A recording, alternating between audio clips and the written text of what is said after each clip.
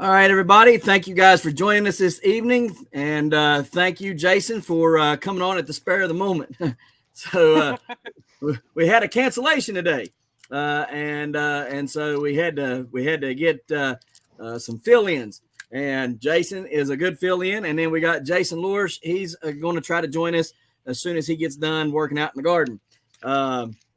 So I had to hurry up and get home because I was out tilling my buddy's patch up the road. I had to drive the tractor up there and started at like 4 o'clock doing that, and then got home at 7:40 and hadn't even made the link or nothing yet. So it's been a doozy of a day. But thanks for joining us, Jason. Oh yeah, there ain't no problem. It's been a doozy of a last couple of weeks actually. All this weather and stuff we done had. So fighting Yeah, well, not really a losing battle, but it just seems like it. But just keep on pushing on and pushing on.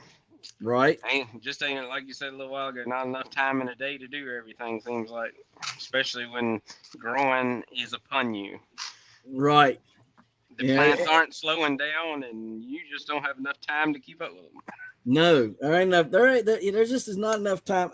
You know what? I could literally have a 30-hour day, and there still wouldn't be enough time in the day to do everything I needed.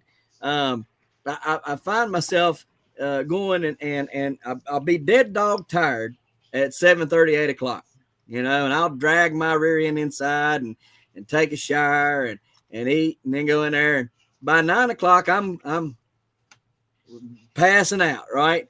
And then I wake up at 11 or 12 and go, oh man, I got this and this and this to do. So I'll run back outside and start doing that crap at 11 or 12 o'clock at night with a headlamp on. It's nice and cool and you can get the work done. Ain't got to worry about it. But the other night I was out there and I thought, you know what? I need to get some seeds in the ground. So I better hurry up and go out there. Well, I went out there. My headlamp was not charged. Okay. Well, the next morning in the light, when I seen what I had done, I planted them daggone sunflower seeds, I thought, in the prettiest line that there ever was, right? I thought, man, I did a good job. I got out there the next morning, and unless somebody went behind me and started poking holes and planting seeds behind me, that stuff was as zigzag as zigzag gets. It was doing like this all the way down through there. It was all kind of funky, nasty looking. And here I thought I did me a good job out there. You were just still half asleep. Yeah, man, I was. I was still half asleep. I had to come back inside and drink some water and finish doing my editing on videos. And it's 2 o'clock, 3 o'clock in the morning. I'm passing out. Then get back up at 6:37. And yeah, that's fun. That's a whole lot of fun. Yeah, it's just, I was working, 14, 16 hours a day, getting up at 1 o'clock in the morning to go to work, but that's finally tapered off a little bit, so I got a little bit of breathing room, but, always got something going on around the house, and then when you get something taken care of, something else pops up, and then when you go to start focusing on the garden and stuff, that pops up. So, but like you said, you can have 30 hours in a day, and you still ain't got enough time. You can Nope. add a eighth day, and it still won't work out. Shoot, I think you probably had 10 have 10 whole days in a week, and you still couldn't get nothing done. Oh yeah. Well, the bad thing about it is like I was saying a little while ago, the reworking things. You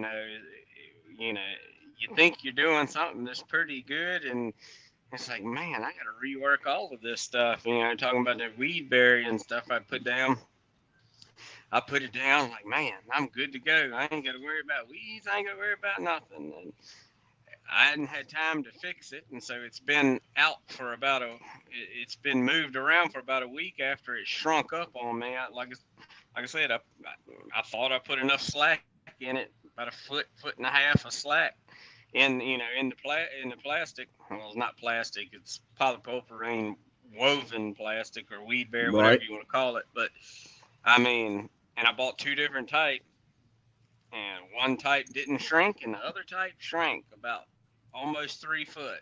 And when it shrank, it pulled the stakes clean out of the ground, and then the wind caught it and blew stuff all over the place. Luckily, the two pumpkins that I had planted, yours and that 1207 young, which is I didn't want to see go down, but the wind caught it, and everything was nice and kosher and stuff. With the plastic.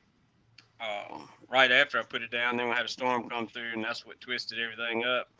And a nice Right. couple hot days caught up with everything, and um, uh, drew all that plastic up, and wind got into it. Luckily, those two plants were already pre-damaged and in the decision-making process of being replaced, and luckily they didn't go over there to my one good plant that's doing real good. So I think that's the what is that? That 1256 night plant. Yeah. That one's doing good. So it's already got about 5 foot of main on it. So that's doing good. And the other two, yours, I replanted from seed. Put a seed in the ground behind that plant, and then completely restart it with the 894 Rickard plant seed where the 1207 young was. So I didn't want to take a chance, and because it took some time for that, because the young seed's so old, I didn't want to take a chance at being in the ground and something getting a hold to it in the ground, and it taking about 10 to 12 possibly 10 to 12 days coming up, so I'm losing, so Right. losing time. So these have been in the ground. I don't know about, I don't know, I can't remember. I put them in the ground. I don't know. They ain't been in the ground that long. I think they're probably about 7 days old now. I think something like that. Close, 7, 8 days old, and they're about 6 inches tall now. So Oh heck, they're kicking butt then. yeah, they're doing pretty good. I've actually tossed around the idea of actually starting them from seed, just to completely eliminate a pot. Right. Because of the weather here. We had a nice little warm spell, so early on. So I figure it might be, might not be so bad. Just throw a little something over the Plant hole. um, over the plant. If it gets cool. But Right. I mean, I've I, thought I about that too.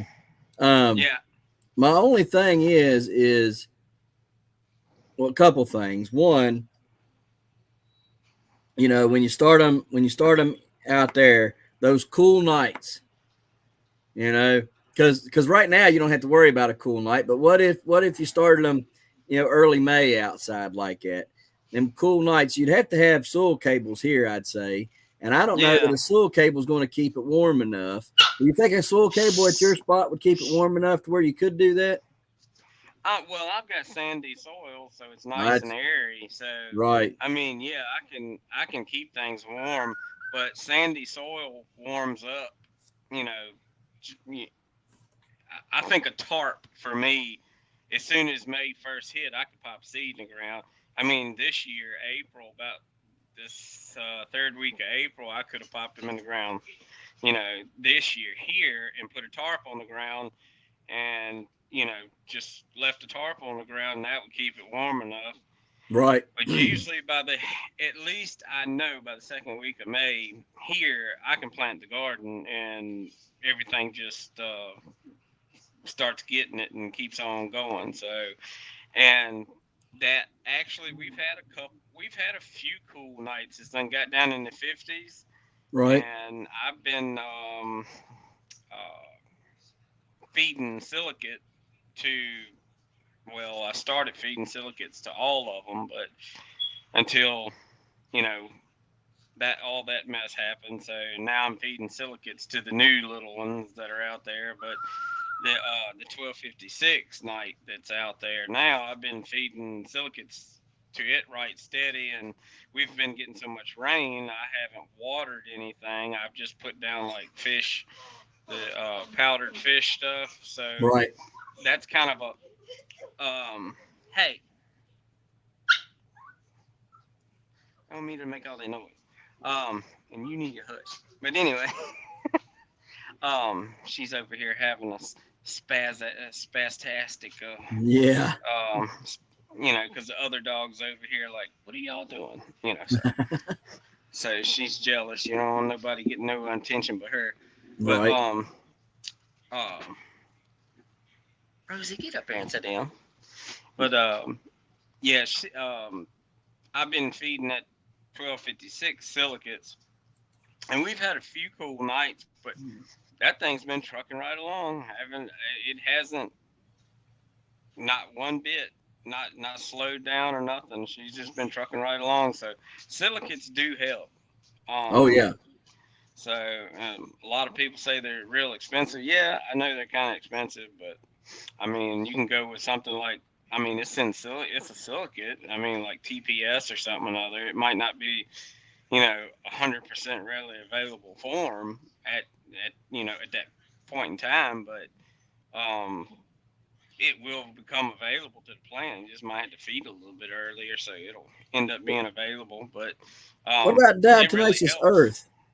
I put diatomaceous earth out there last year. Um, I think that's what give me a bump in my iron and stuff. And then and it also has calcium in it. It has silicate in it, but it has to be silicate. It does have a lot of silicate, and it does good for like nematodes and stuff. But because nematodes are big enough to be affected by it, so or any little arthropod or whatever that could be in the ground, or any other little bug that could be in the ground, it could possibly mess with.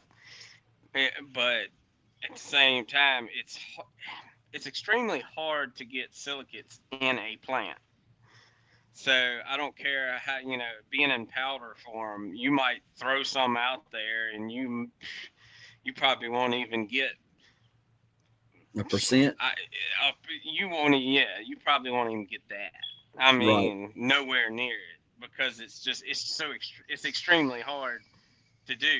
But they do know if you can get silicate inside of the plant in some way, shape, or form, that um, it helps a lot. So um, I put diatomaceous earth down because it has, like I said, it has other stuff in there. And like I said, I think it helped my nematode count. I've got one nematode that's um, it's not real high. It's actually a low number. I don't. It's two different nematodes that we have around here, and I can't remember what it is. Um, Let me see. Go to Waypoint Analytical. I got the thing right here. Um, I think it's ring. Was it? Is it root knot nematode? I can't remember. Um, That is a nematode. yeah, you got root knot nematode, and then you have, I think it's ring nematode. I cannot remember. Let me see. Um, but yeah, I had them test my soil for nematodes to see what I had, and let's see, nematode, soil nematode samples, sample form data report. There we go.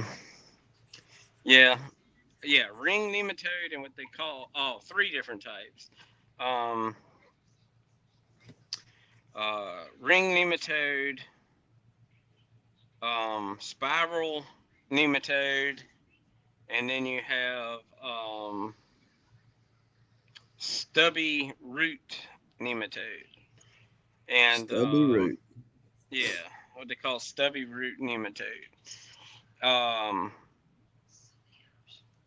yeah, its results is number per 100 cc's of soil. So ring was 2, stubby root was like 2, and spiral was a little higher. I think it's like 10. But spiral is a big thing in agricultural area. Spiral is one of the nematodes that really affects corn a whole lot. Right. So we got right much corn that's growing around here. So it's really It's really Prevalent. the prevalent one in the soil around here. So, but the other ones is not too bad. And even with the higher count, it's still not that bad. I mean, they just tell you to keep an eye on it. But and then there's some other things that I think you can put in the soil. Like some of the bacterias and stuff like that helps kill off. Stuff like the silicates also help. Um, it attaches itself. Silicate will attach itself to the root, and kind of like, because it's a different ion charge, and Right. actually, sucks up nutrients and actually helps hold nutrients. So whether it's absorbed into the plant or not, it still helps. Even in the root zone, it still sets up there, and uh, oops, there we go. Yeah, it still sets there in the ground, and kind of like holds on to different nutrients and stuff, and it actually, kind of like help block off, some of the nematodes and stuff like that, and other bacteria. Um, but then you have other bacteria that you can put in the ground that actually, I guess you could say, prey on nematodes and kill them. So, and then, or you can go the chemical way and completely obliterate everything in your soil, one of the two. Right. Um, but yeah, if you can get, I think it's what's it, a monosalicylic acid. If you can get that, a simple form of silicate, which is broken down, which is kind of expensive. I'm pretty sure you've probably looked at it. Yep. I mean, in some places, a quart of it is like $100, but it's I'm kind of just strong. I'm just waiting on the people to tell me that they're going to sponsor me. I don't blame you. I mean, I think I got a quart of that from quart of the stuff from, what was it, Nenutra. Yep. So I mean, I'm trying that out this year, see how it works. So and that's some of the stronger stuff. So, which is, it's only like a like a quarter of a teaspoon, or eighth of a teaspoon, I think, or something like that, per gallon. So Right. it's not very much. So it's pretty strong. So um, that quart will go a long way, especially if you're foliar feeding it in, which is the majority of the thing I'm going to do. I think probably the cheaper silicates I'll be putting in. I'll put, like the TPS. I mean, it works. It just takes a little while to get into the plant, it seems like. But um, I'm gonna take it, and so it's $40 a gallon, but it's like a weak version of. It's like, I think it's only like 3% Right. in it, silicone in it. So I think you could put that in the soil and water it in, a few times during your season, and then the silicate, foliar feed silicates in a little bit with a little more potent type of stuff. You can get it to, you know, really stack up a whole lot of mass in the plant, because it'll actually, it bulks up a plant. It's almost like giving it steroids. I had gave that stuff. I used TPS first year I ever grew giant pumpkins. I used the TPS stuff, and I had one plant that I didn't give it to, and then the other plant I was giving it to, and it's like the freaking stems on the leaves were big around as a Coke can. It's like, Mm-hmm. geez, and it's just hard as a rock, Yep. and it's just like bubbles all over it, look like a frog, just got bumps Right. all over it. It just bulked up like crazy. But that was the first year that I had a whole lot of drought. We didn't get no rain, and just powdery mildew just attached itself to the plants and just like caught me off guard and obliterated everything. So Now, isn't it true though, if by using these silicates, and having a higher bricks count too, the combination of having that higher silicate in the plant, having a higher bricks, pests don't want to bite that stuff. They don't want nothing to do with it because you got that thick cell wall and it's kind of like chewing into a brick almost, right? Yeah. And then you got a higher bricks count, and you said that with your higher bricks count, that you noticed that the animals were leaving the stuff alone, right? Yeah, like last, well, bugs, not animals, but Right, right, right. I wish I could get it so sweet I could turn the deer and rabbit into diabetics and I wouldn't have to worry Right. about it. Be like, no, that's a little too sweet. I'm not gonna mess with that. But no, yeah, aphids. Last year I done right much. I got my bricks meter and everything in here on the shelf, and I said, well, let me check my bricks levels. It wasn't, I checked it early on. It wasn't really doing any, a whole lot. Plant really hadn't got established real good. It was probably like 3 weeks in, and then after it started putting on a little bit, I could see the bricks creeping up, and I was feeding it, I was feeding it fish, and then I was feeding it some kelp, and then I was foliar feeding in some calcium, a little bit of kelp mixed in with it, um, because my sandy soil and everything, so foliar feeding is the way I go. So I'd always throw in boron and everything because I know I'm deficient on that. Boron moves through my soil like nitrogen leaches out of it. So, Right. um, but a little bit of everything in the foliar feed, just at low dose, and every couple weeks I do it. But last year, like I said, I didn't have any aphids. Once it seemed like I seen the only thing I had seems like I couldn't get rid of was cucumber beetles. But they really wasn't doing anything to the plant. They just stayed in the bloom, and that was it. Yep. Like I don't know what the deal was with them staying in the bloom. They did not come out chew, because like I said, they didn't chew on any of it. I guess I don't know why. I didn't see any sign of them. Like I knew they were there. They were multiplying, but I don't know what they were eating. Right. I don't know if they were eating the plants, the weeds in the ground, the grass, or something other that was growing in around it. Because I didn't have a whole. I mean, I think maybe one or two little spots that I had on the plant that they had done messed with. I guess it was them. It may have been some other bug, but I didn't have any squash vine borer last year, and I know we got them around here. I mean, because they'll eat up your yellowneck squash in a heartbeat. Yep. I mean, squash bugs. I didn't see maybe 3 squash bugs. The cucumber beetles was the most prevalent bug I seen out there, and I don't have a clue what they were living off of. I didn't see anything out there, and when I checked my bricks levels was about anywhere between, uh, depending on where I checked it in the plant or whatever, like the more mature spots and stuff like that, it just it seems like the bricks is a little bit higher. I think it's like 7.5, something like that.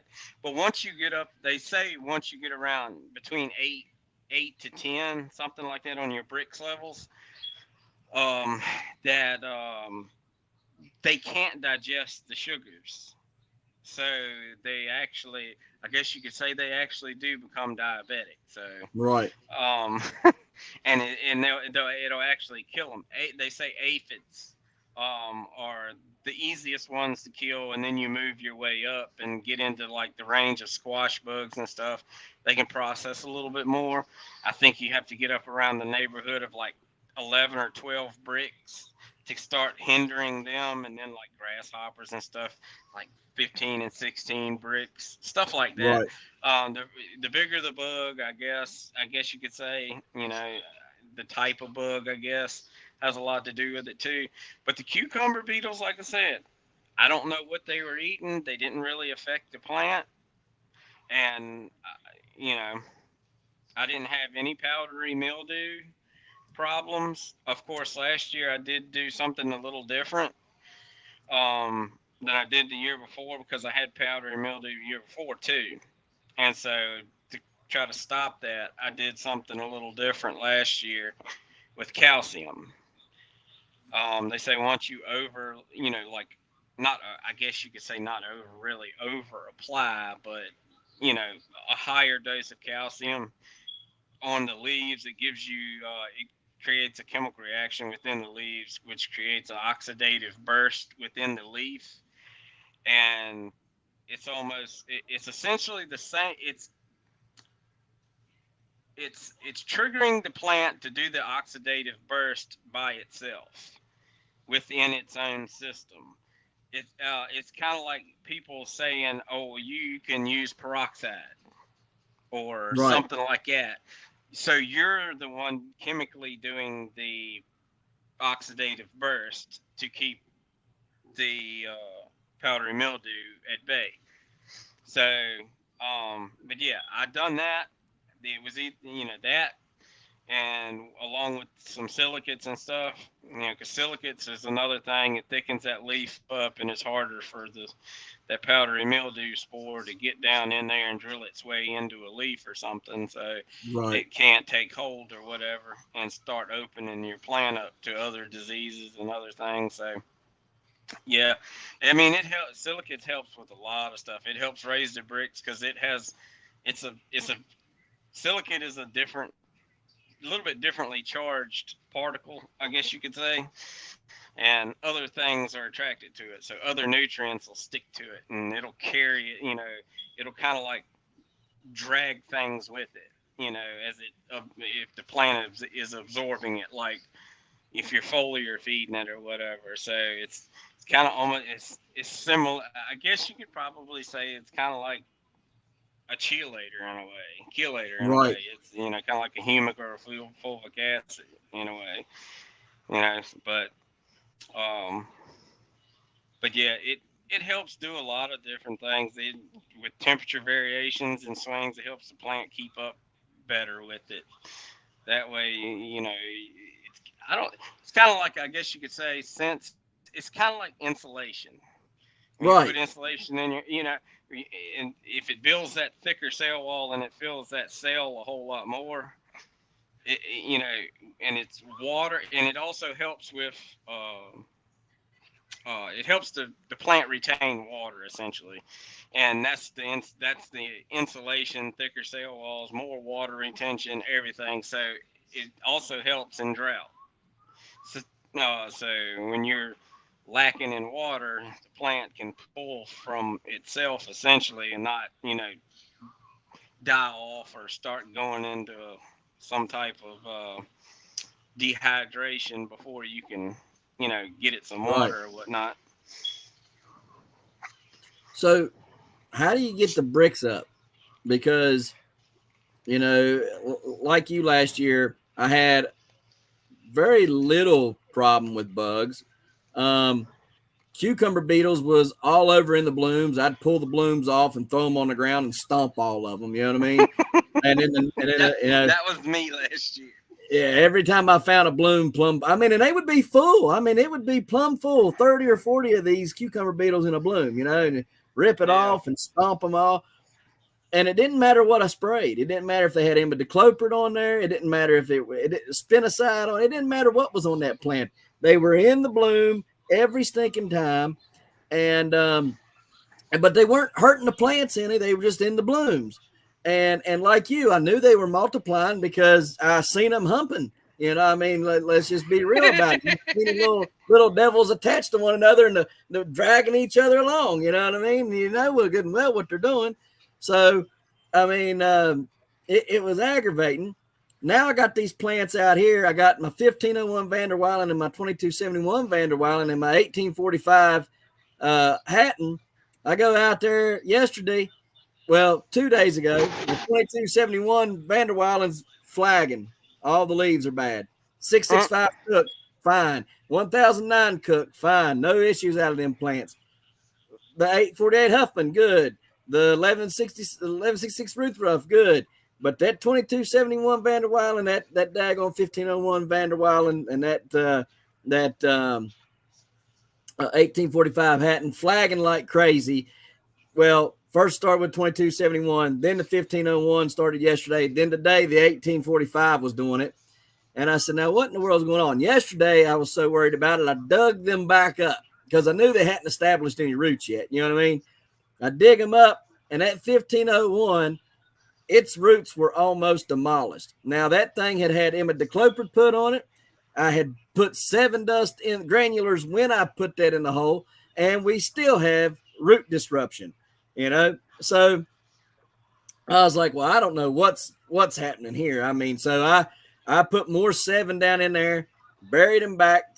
The 2271 had no root disruption that I could tell. It had more roots coming on, but no root disruption that I could tell within the root ball. And I dug it up, like I said, put more 7 on it too, put it back in. Went out there this morning, and they were doing fine. 10:30, 11 o'clock comes, and they're all flagging again. And I'm like, what in the world? So I stick a table over top of the 1501 because I got to protect that with my life, and because there ain't hardly any of them seeds left. So put the table over top of it. 10 minutes later, the leaves come back up, and it's doing just fine, right? And I go over and I start looking, and I got cuke beetles, butts in the air all around there, like they were trying to back out of the soil, butt first, right? And I was like, they were dead. They were all dead. So I know that they've been in there munching and getting, killed on it. Well, went down there to 2271. I built me a little makeshift cover for it, and it never did come back up till this evening. This evening it started perking back up. 1845 hadn't, it came back up. But as soon as the sun touches them with any strength, they wilt. And I'm sitting there thinking, what in the world is going on with them 3 plants? Everything else is doing just fine. Ain't had no problems at all with any of it. But them 3 plants are flagging like crazy. So I got to figure that out. But I wanted to talk to you, though, first about how do you get your Brix count up? Well, it's some truth to it. They say that when your boron is low, that means your Brix is going to be low. So right. And that's kind of like one of them things. If you got low Brix, your boron's going to be low, or it's kind of like the vice versa. You look at one and you look at the other, and you can kind of tell what the deal is. That's kind of one of them telltale signs. So if you got low Brix, most likely you're probably, your boron is, lacking, Low. or right. it's something is not, somehow or another, you're not getting the boron it needs, but to raise your levels up. So, silicates, help that. Silicates help it a lot too. Just for the fact that kind of attaches itself to different other nutrients and kind of like drags anything that you can like improve the cation exchange of your soil, essentially. Right. The more nutrients you can get into the plant, and the more, processes it can do, in having the other little nutrients there, so that the plant can, because if you don't have the little micronutrients, you can have all the nutrients in the world. It's kind of like you got to have the foundation first, and then you got to have all the little building blocks, and and then you'll have your building eventually. So right. And then you got to have all the little mortar and stuff to hold all that stuff together. So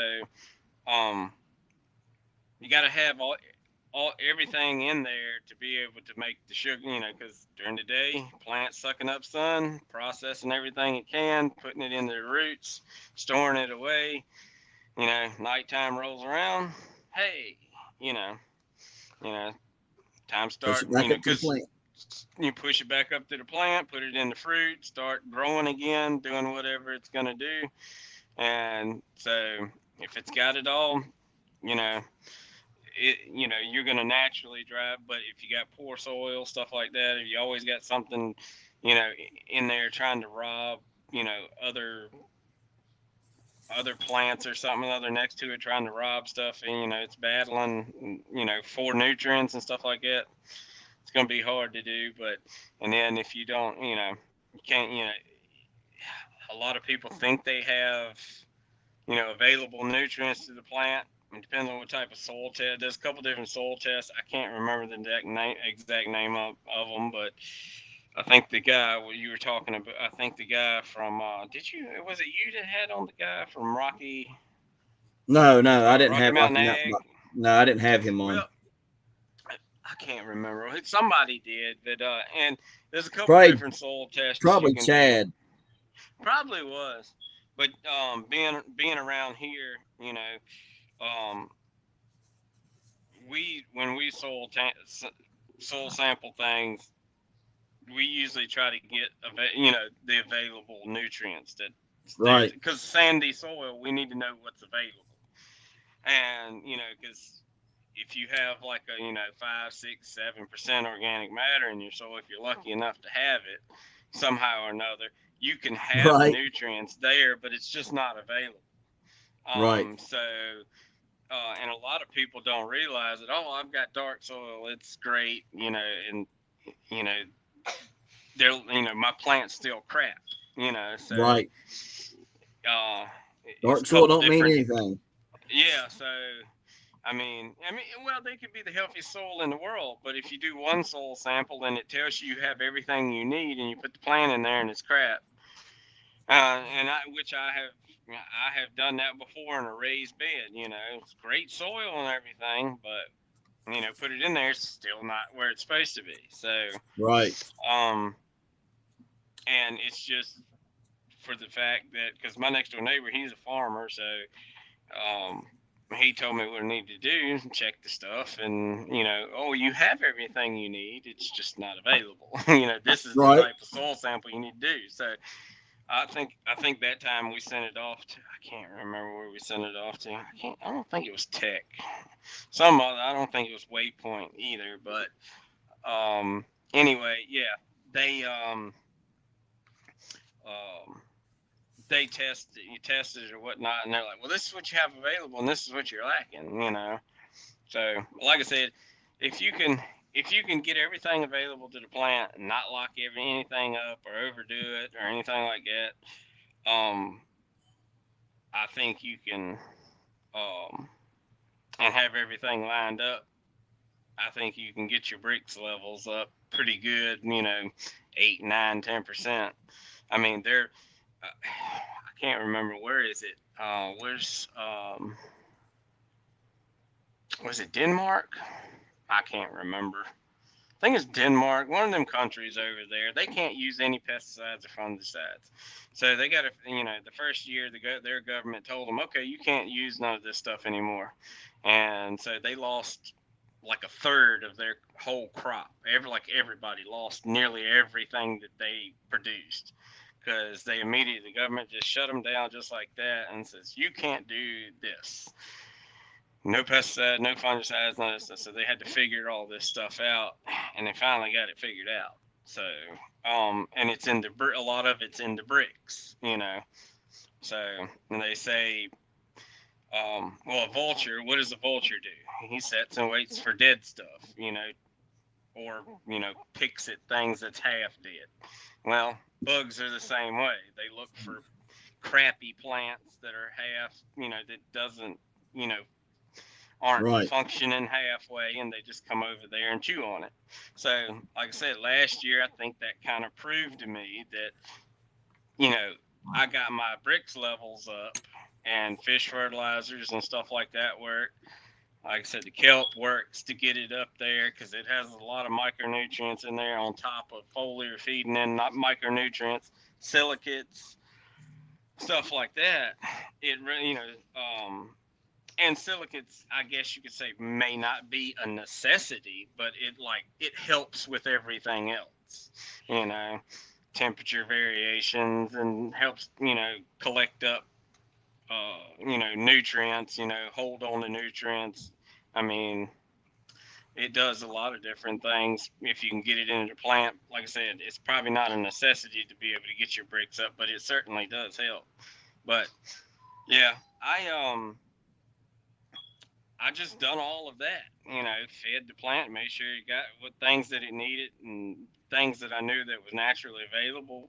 That would be naturally available to the plant. It could pick up just like that, and you know, it just sucked it up, and bricks started coming up. I made sure I kept up with my boron and everything, and bricks levels got up there. And like I said, I didn't. The year before that, I seen aphids out the butt, Right. and just squash bugs galore. And then you know, Virginia, West Virginia, you know, we ain't, as far as up and down, we're not that far apart. You know, No. we're just a little further apart from each other. But Right. you know well as I do, you go out there and roll something over, you're going to be loaded with squash bugs. You know, Yep. I've had yellow neck squash. I went out there and I was like, man, there ain't no squash bug. And you go out there and pick up squash and it's nothing but gray on the bottom side Yep. because it's just coated in them. So I know they're here, but they didn't bother me last year. Didn't like I said, didn't have no problem with powdery mildew last year. Didn't have really anything. Silicates help with, you know, it helps, you know, any type of vine diseases and stuff like that. I think that helps a whole lot, you know. But if you get that yellow vine disease, usually by the time you realize you got it, it's too late. So, and Right. then that really sucks, you know. And I Yep. think, you know, I think bricks levels kind of is an indicator of how healthy your plant is. So if you can take a sample, because that's what they do essentially when you send them a, you know, Tissue sample. a tissue sample, they want to see what your bricks are, because that's one of the ways that they check your stuff. I mean, you know, that's something you can kind of do at home, you know, just Right. check right then and there and immediate, you know, just take you like one of them little garlic clove squeezers or whatever and squeeze some juice out of it and put it on your bricks, little bricks, meter, and Right. you know, see what your sugar levels are. That'll kind of Out of pretty the much tell the you what leaf, out of the leaf or the stalk. you can do it in the stalk, Okay. because that's what they test anyway. Because by the time you send them samples of the leaves or anything like that, or you could do it, you know, you could do it in the stalk, or you know, like a tertiary or something that they cut off, or one of the little Right. secondaries or something like that. Something's meaty and got, you know, it's juicy. You can just take and squeeze it down and put a few drops on it and check it out. But yeah, by the time you send it in, take and send them to sample or whatever. Now, there ain't nothing left of the leaves really anyway. But I think they do something with the leaf too. They check. I think they dry it out and like crunch it up or whatever, and they check for some other things that way too. So they make use of it all. But I think, like I said, that the stem part they check. You know, they use that to check the bricks and stuff. But they Right. probably have a few other ways of checking bricks other than this way too. So, but this is just a quick. That would be just a quick way for you at home or whatever to, you know, to check it. Right. So Well, so the plant problem that I got. What do you think? What do you think about that? What do you think it could be? If we're now, I think your little cucumber buddies is in the ground and they're hatching out and it's getting warm enough and they're starting to come on up out of the ground. And they probably still got some little larvae down in there, and they're just munching away on your roots and stuff, because that's where they come from. right. Inside the ground. So, Yep. and then they come on up and, you know, munch on your plant or whatever, and And that's start what I was moving, thinking. start laying eggs, and cycle starts all over again. So you got it? Did you didn't put down any black plastic or anything like that in it? Any No. weed bear? I didn't think you did. No. All I did is I gave them imidacloprid before I put them in the ground. A day before I put them in the ground, I dosed them all. I put them in the ground with 7 Dust and Azos, Mycos, and Versity, and they were looking great until 3 days ago. And then 2271 started looking like crap. Then the 1501, and then the 1845. But what's weird is the 665 ain't been touched. The 1009 ain't been touched. I mean, they look perfectly fine. Like nothing's bothered them at all, you know. So, but the other ones are just like, oh, something's and sucked the life out of me, you know. And I'm like, what, you know? And like I said, I could tell because when I put them in the ground, they had roots. I mean, roots. That 1501 was in a 3-gallon pot, and that 3-gallon pot was plumb full of root. And when Yeah. when I picked it up yesterday, it was lucky if it had a gallon worth of root.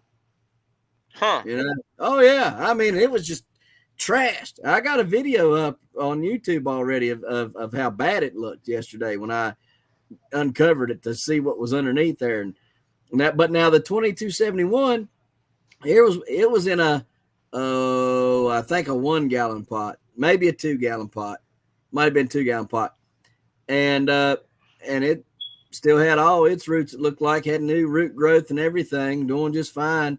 But that 1501 was sitting there like, oh, yep, nope, something's done ate me all to pieces.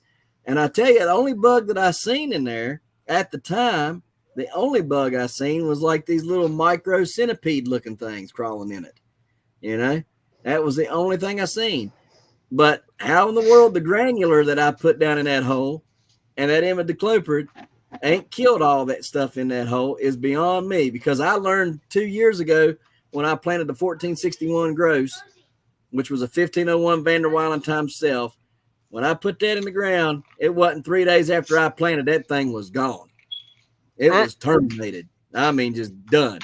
And they said corn maggots got me or something. Corn or whatever. What was it called? The corn maggots or corn worms or something like that.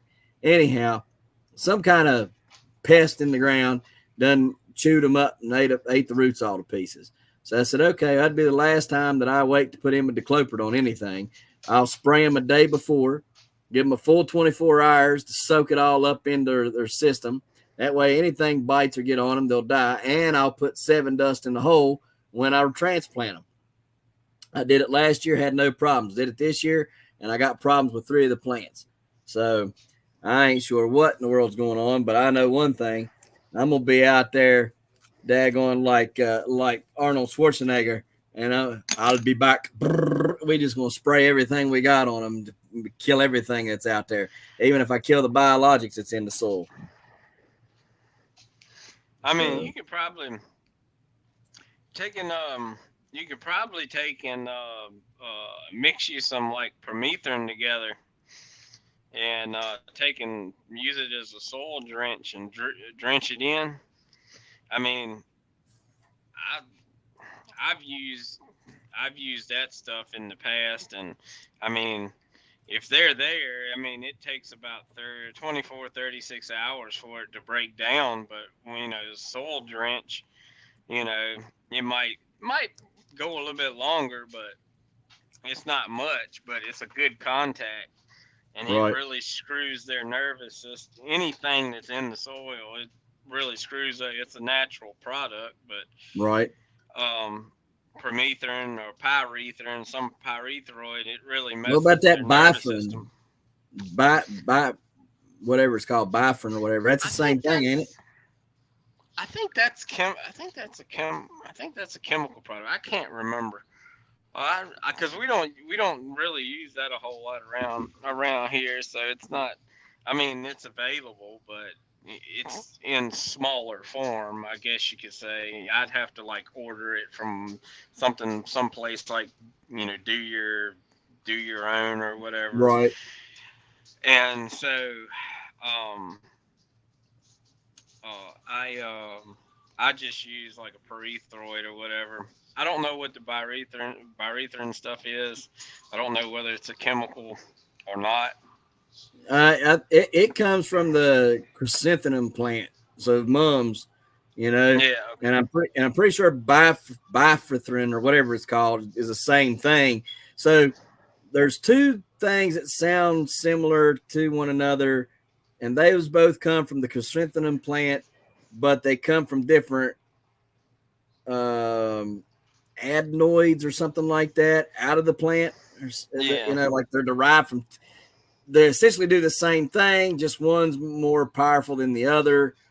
And then if I'm correct, because it's been like over a year since I looked this up, the bifrin or bithrin, whatever that stuff's called, it is a derivative of one of those. So like, and it's like at a 7.9%. So yeah, I think that's how. I'm gonna have to go back and look it up now. I'm probably gonna have to do a video on it now, but I know it works. because I was having problems outside early in the season with stuff while I was hardening stuff off, and I had some, and I sprayed everything with it. Everything stopped touching it, you know. But the other thing too, outside the pumpkin plants, is I've got something eating my plants, and I don't know what it is. Either like either snails are impervious to everything I've thrown on the plant, and they have got some sort of slimy armor, and they can just like, because it don't matter what I do, I'll go out there and I'll have a full head of cabbage growing right at 9 o'clock at night, and I will go outside at freaking 7:30 in the morning, and that cabbage plant is no longer there, and I'm like, where did that go? That was there, and all you'll see is a nub, right? But not like a animal, like a rabbit or something come over and eat it. You'll see the cut lines, you know, these smooth cut lines where they've ate the entire plant, and it's like, now where in the world did all of y'all go? That almost sounds like a worm deal. I Like don't know what it is. worms can come in. I do know this. Worms can come in and like obliterate stuff in no time. Like I have seen snail damage and stuff, but I mean, unless you have a lot of them, like to completely do away with something like that overnight. Now we do have like worms down here that if you let the worms get a little too far ahead of you, like they'll come in and they'll obliterate a plant overnight. They'll just Right. get on it, and then then the next night it just seems like they do it all at nighttime. They just come in and then they'll move on to the next one, and then the next one. So, and before you know it, they done done away with it. But I know like snails and slugs usually tend to like to do a whole lot of munching on like the seeds and stuff, like the sprouts and stuff like that. So they really get way ahead of Right.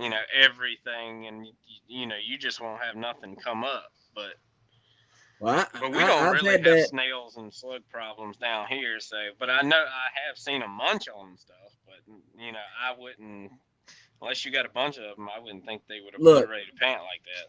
I took 10,000 square foot of seven dust last night or yesterday. 10,000 square foot seven dust granular, and I put on probably 300 square foot. We're gonna have to eliminate this problem one way or another, because this is getting bad. Because yeah, I don't know what's going on, man. It's something ain't right. You gonna have to go out there with a time lapse camera and put it on a plant, and just It it'd you be gonna my have to luck. game watch for bugs. Yep. What what It would is be my eating luck. me I'd alive? watch it and it wouldn't catch it. It'd be on the other end of the yard, eating on there. But here's what's weird though. It started with the flowers, and then it quit touching the flowers after I hit them all with that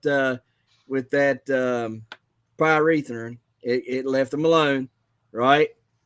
And then it come back and started going after everything with big leaves. If it's a turnip, radish, excuse me, cabbage, anything with a big leaf, it's hitting them and getting them. So I don't know. Hmm. And I've looked every one of them plants over. Big leafed beans. They won't touch the peas, but they're hitting the beans. Anything with a big broad leaf, they're wearing them out. Like I say, I'll take and flip them leaves over, look them all over, and I can't find anything. Cannot find a thing. So I don't know what's going on. Hmm. So we're That's about to have to get crazy. out there and play Sherlock Holmes or something, because I mean it's just something ain't shucking and jiving out there. I know, like you know a lot of farmers and stuff. Like I follow a lot of farmers on YouTube or whatever, all over the United States, because I just like watching to see like the weather and different people's different planting situations and what kind of crops they raise in other areas and stuff like that. I think was it Brian's farming videos or whatever. He's Yeah, out of I think he's out of Chillicothe, Ohio.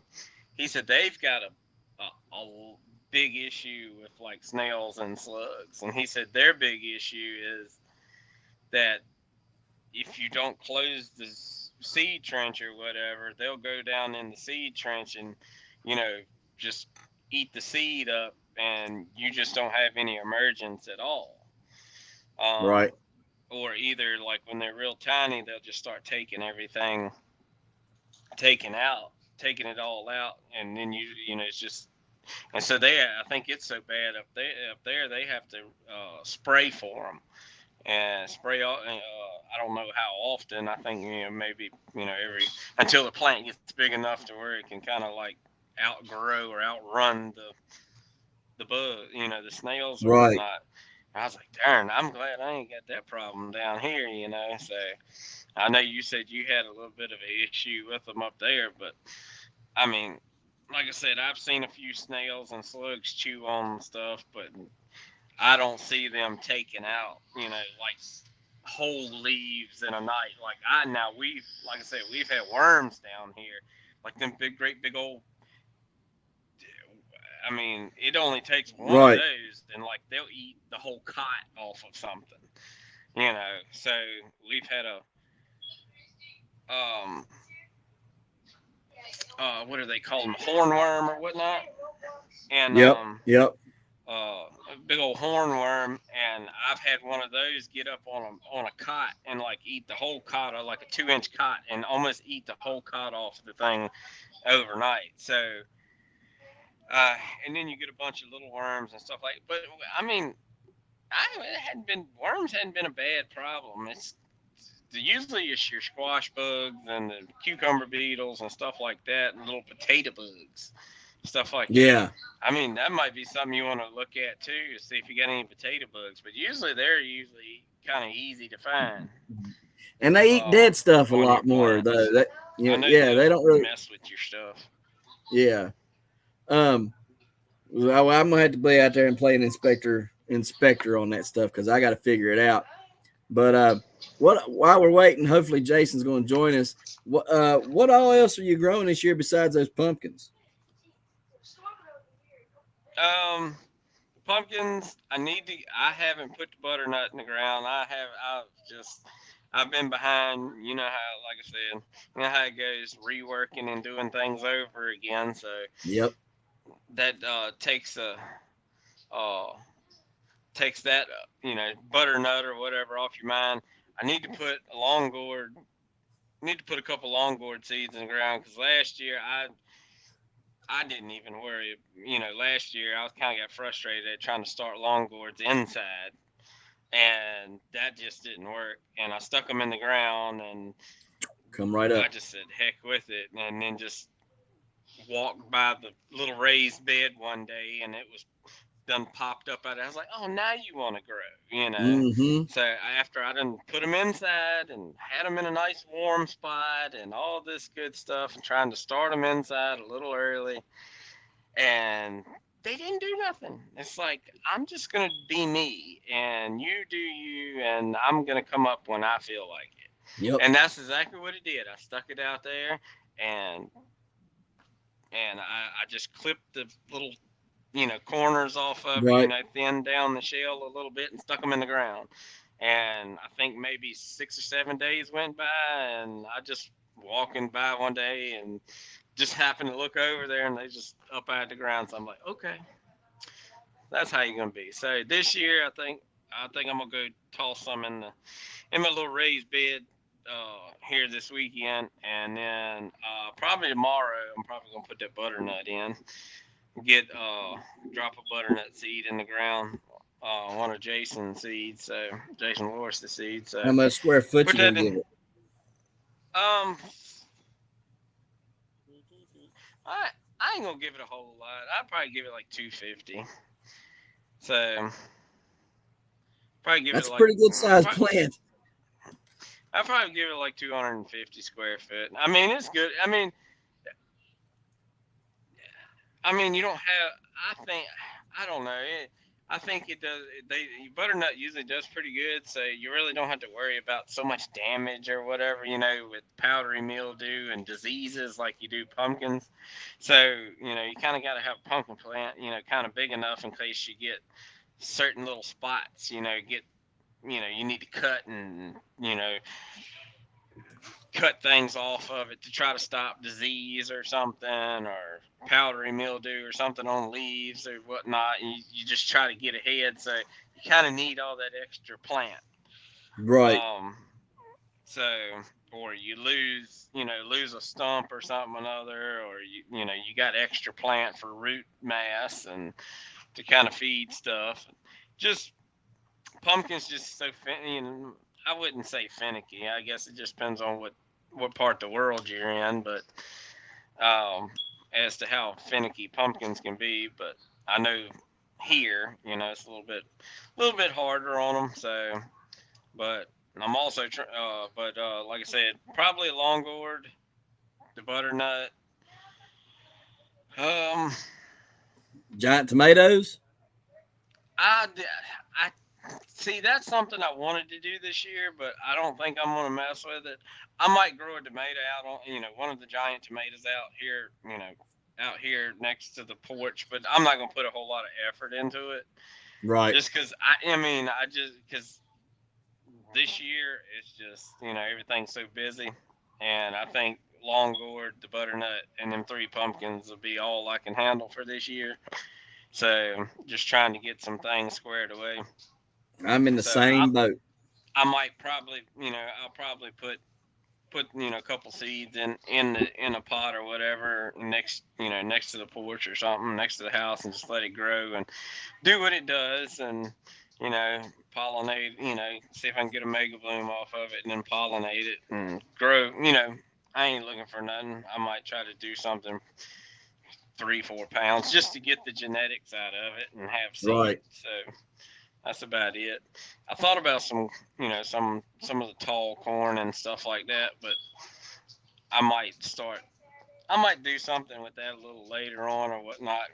Just get past all these storms and wind and stuff. If you've got tall corn, right now is the perfect time to plant it because you got Oh enough yeah. time, Oh, and you really don't need any. You just get you about 5-10 stalks going, and call it good. Plant them closer together so they'll pollinate good, but not too close. I mean, you can literally go like 3 or 4 foot in between them, and whenever they get big and tall, they'll still touch each other. yeah. Like I mean, it's crazy how I've got them 17 footers that I've grown, and it's just they're everybody in the neighborhood's like, "What is that back there? And is that corn?" Yeah, you could literally see the corn. There was people last year who were driving on the lake road, which is probably 200 yards from the house, and they seen what they thought was corn shooting up over the neighbors' buildings, right? And so they got curious and started driving around to the road, on our road to figure out who had this corn that was standing up that tall. And they were asking everybody and stuff. So yeah, it was a big to do for like 2 weeks, man. They were somebody's got giant corn, big as giants back. Like like all kinds of people were talking about it. And they were asking the postmaster, which is my buddy, and he was like, "Oh yeah, that's Ryan."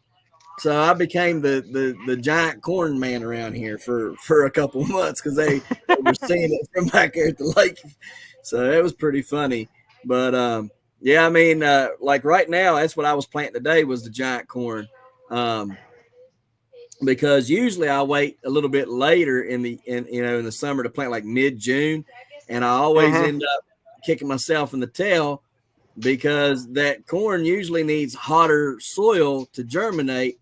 So what I did is because this season, I would wait, but because this season's been warmer, I went on ahead and started planting it today because I figured it would do better, and I'd hopefully get some pollination, some good pollination on all the kernels, and not have to worry about them, whether they're hit and miss, with them. Because I think right now I'm getting like 80 to 90% germination, So, and the seeds that I grew off of, they were 100% germination. So I'm trying to get the germination rate up, but it always falls off because my daylight starts falling off and gets cold when they're trying to finish making that kernel or the cob, whatever you want to call it. Yes. I see. Let's see which one of y'all needs to replace the Michael. battery in the smoke alarm. That's me. I Huh. need. I've let's see. I'm tired of replacing batteries in smoke alarm. I mean, I guess I need to upgrade into new smoke alarms or something or another because I know I've replaced the batteries in all these smoke alarms every year almost because of Right. that beep. So I don't. They stop for a while after you replace the batteries, so I don't know what they're doing. Hey, Uh, somebody caught it on mine before. Like they were like, I forgot who it was, but it was one of the ladies that watch, and she was like, Ryan, please, for the love of God and those children, replace that smoke alarm battery. And I was like, you know what, you're right. You know that. But here's what's weird. That thing had been beeping for like 2 years, man. I just got so tired of changing it. I just said I ain't changing it again. Said beep, beep, and I done got to where I done tone deafed it out. yeah, You know what I mean? I don't hear it anymore. It's because I know the battery. I replace the batteries in the daggum thing yearly. I have Well, put here's Energizer in them. I put Duracell in them. I've got lithium ion. I don't know what they do. I mean, here's the I don't thing. have a clue why they do that. It's beeping saying that battery is dead, but you put that joker to your tongue and it ain't dead. It'll light your rear end up. You know what I I don't mean?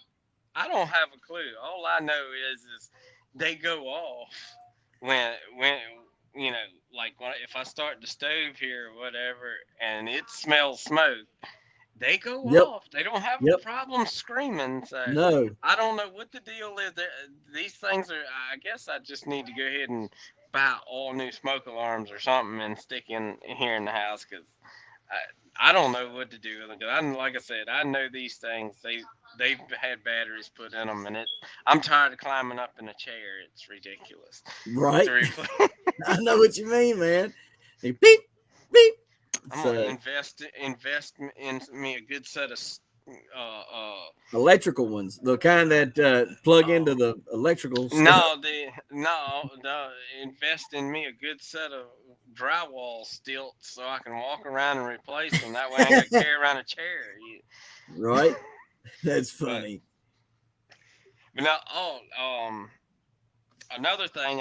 One of the other things I'm trying this year. I'm gonna try this year is uh, phosphite. Um, it's instead of like fungicides and stuff like a lot of different fungicides, Right. phosphite is I think it's a derivative of like how is it phosphoric acid or something like that. It's just a weaker form of phosphate acid, I think. Right. But and it's kind of like a systemic. Uh, they well, the way they classify it, I don't know. It has fungicidal properties, like it's they use it to treat downy mildew and like powdery mildews and other funguses or whatever, and and it's systematic and moves throughout the plant, Right. and so but then again sometimes they'll list it as like a fertilizer because it does have fertilizer like properties because it's a phosphite, a phosphate. So I'm guessing it could be classified as like a low grade fertilizer, but at the same time, since it's a derivative of derived from uh, phosphate acid or whatever, Right. um, and separated and then applied separately, it has that fungicidal property to it, which seems pretty interesting. I'm like, that seems pretty, but you can't over apply it though, because I think it will fool the plant into thinking that it doesn't need any more phosphorus. Uh-huh. So you can't overdo it, but it it has good has good properties and functions as to being something to help, stave off. And I'm not saying it, they don't claim that it's a cure for it, but it does help with fungicides and stuff like that. I mean, it does help with funguses, downy, and stuff like that, and disease. So I'm gonna put that on them this year. You can foliar feed it in, and you can drench it in. I just anything like that, just in such small amounts, I just foliar feed it in. So let What me have about you on that broadcast. Okay. what about the plants that you gave gibberellic acid to? Are you seeing anything different with them? Because I know that I am. I'm seeing huge difference in the ones that I gave it to versus the ones that didn't give it to. Yeah, I hadn't done anything. Um, I hadn't done anything as far as giving them any type of growth hormones or anything. I mean, the only thing I didn't, I got gibberellic acid just, um, I got gibberellic acid just in case, like if I need it, I had a seed that didn't want to start. Right. Because gibberellic, like, is a hormone that kind of like does elongation of cells. So I don't really, it's kind of essentially like giving gibberellic acid. If you give too much of it, you can potentially, essentially in a way, not be giving it enough sunlight, and then it'll want to stretch the cells out and get thin and spindly and stuff like that. Things want to grow, Right. longer or whatever. So I mean, soaking, using it seed soak. I mean, people have had a lot of good luck off it, but I didn't have to use it, so I didn't worry about it. Now, I'm guessing you can experiment with it and you can do pretty good off of it. But my thing is I kind of tend to worry about it because the plant makes some of it itself, and then if you use kelp or anything like that, it already has gibberellic acids in it, stuff like that, and other, growth hormones. So I just tend to, you know, let the plant do what it does by itself because I don't want to I don't want to overextend cells and thin them Right. out, and then you wind up with, you get just a tiny little bit of powdery mildew on it, and your plant is like disappears Right. overnight, because it's stretched all out. It's kind of like stretching a rubber band, longer it gets, thinner and thinner it gets, eventually it's gonna pop. So your Right. plant, if you overdo it, it might grow fast, but how far can you stretch it before something happens to it that's gonna take it out? So That's true. so I just tend to let it grow by itself. But now, I mean, if I was messing around and didn't have um if I didn't have, wasn't, like, I guess you could say being a little more on the serious side and I was just goofing off, I guess I'd probably do something like that just to see how much you could put on it, how much you could push it or whatever before you Right. break it. Right. Right. Exactly. But there's so many other growth hormones too that do so much other. Well, alfalfa is loaded in it, and I use alfalfa in my compost teas. Was it What? trichotinol? I think is what the growth hormone is at. Yeah. Is in that. So it does it. It's like it's. Oh jeez. You open a book and it's like a whole book on growth hormones that plants have in them, and it's ridiculous. And Right. all of them do something different, and some of them help aid in another one that kind of does the same thing, but then still has this one little property by it. It's just all kinds of stuff, and it's ridiculous. You could probably sit around for days on end and just play with growth hormones, and if you could afford them all, because some of them growth hormones get so ridiculously expensive because they got to Right. synthesize them and stuff like that, or the process of you know Well, getting it's them like out of whatever it comes from. right. Well, it's like L-tryptophan. using that. Mm-hmm. Yeah. Tryptophan. It's Makes one of us them. sleepy and it Yeah. makes the plant awake. Yeah. It's It like wakes. crack to them.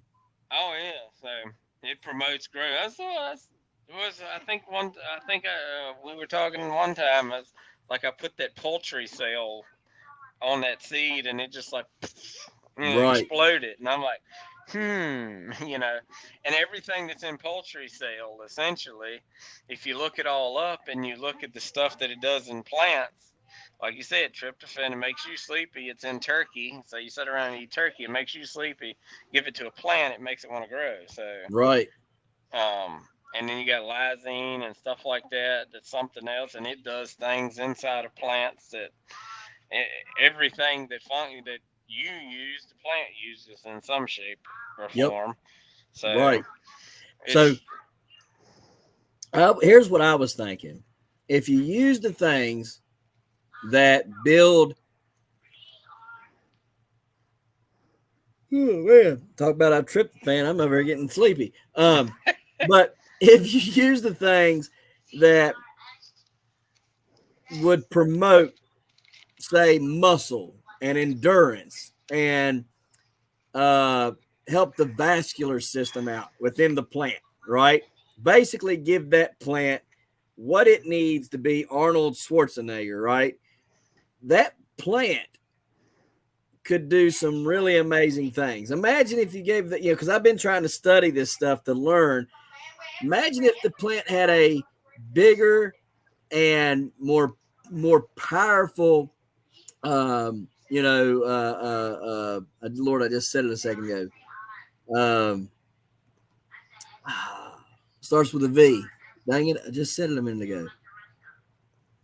Oh well, can't think of it. I'll think of a it in a second. V Yeah, vascular. vascular. There we go. Vascular system, right? If it had a bigger one of those, think about how much it can push all those nutrients, all those things, water, everything, right? Through that system, basically, because that's like our internals, right? Pushing all those nutrients, all those things to our organs and stuff. Man, if it's pushing all those things, if it's bigger and better within the plant, you're going to have a lot more nutrients getting pushed, a lot more water getting pushed, you know. So I'm sitting here trying to figure out, like, how can I make those bigger? How can I make the endurance of the plant uh stronger, right? Make it last longer. And essentially, what can I give that plant that will increase its muscles, right? Basically, for lack of better words. And so those were the things that I was trying to play with, because I think if you can figure out the balance of what it takes to get it stronger, have better endurance, and its vascular system be bigger, more, what would you say, more, uh, I'm trying to think of a good word to say here. Just, like, because last year I exploded. I don't remember if you remember this, but remember the one that I exploded the main on? Like, I fed it so much stuff, I literally exploded the main, and it, like, the main got as big as my calf, Yeah, and like cells within there. It's just that section. It was a small section of it, but the cells exploded. You got to be careful that you can't explode those cells, but there's got to be a balance in there somewhere where the cells won't explode, but they're able to expand and push. And see, that's where you got to build the muscle, so to speak. The cell walls have to be able to expand without exploding, and be able to take that pressure and push. You know what I mean? So, like, I'm trying to figure out a balance there, and I'm trying to use um, the hormones to do that. You know what I mean? Because, yeah, I can get it there with nutrients, and I can get it there with biologics, but I explode them when I do that. I mean, I've done proved it to myself I can do it, but the cells walls don't stay strong enough. So I'm trying to use hormones to make them more elastic, I guess. I mean, I'm trying to think of a word to Well, use. calcium, like with your fruit, like a lot of people that have like a brittle, like have you ever heard of somebody going out and like plucking their watermelon and it just cracks? Yeah, And I mean, because it's got so much pressure on it. right. Well, and it just seems brittle. Like if you take a stick of knife in a watermelon, it just Yeah, and it just cracks. And cracks. just yeah, it just seems real brittle or whatnot. A lot of that has to do with like the elasticity. A lot of it has to do with UV rays and stuff because a lot of it stays out in the field. But you Right. keep them covered up like pumpkins. Like pumpkin last year, I fed it so much freaking calcium, it was ridiculous. And and a lot of folks, it's like, well, you gotta match it to the magnesium. I'm like, I don't know. I think if you, I think they tend to do a little bit more with things, even though, yeah, there needs to be a balance with this, because CalMag is a thing Right. together. But I done a lot of calcium last year, I did too. and when I foliar fed it in and stuff like that, I mean, that pumpkin, when I picked it, I could still like just scrape by it with my fingernail, and like I'd freak out because it would actually cut it. It was so soft. Right. And calcium has a lot to do with like elasticity with cells and stuff. And I think another thing, you want to build a vascular system.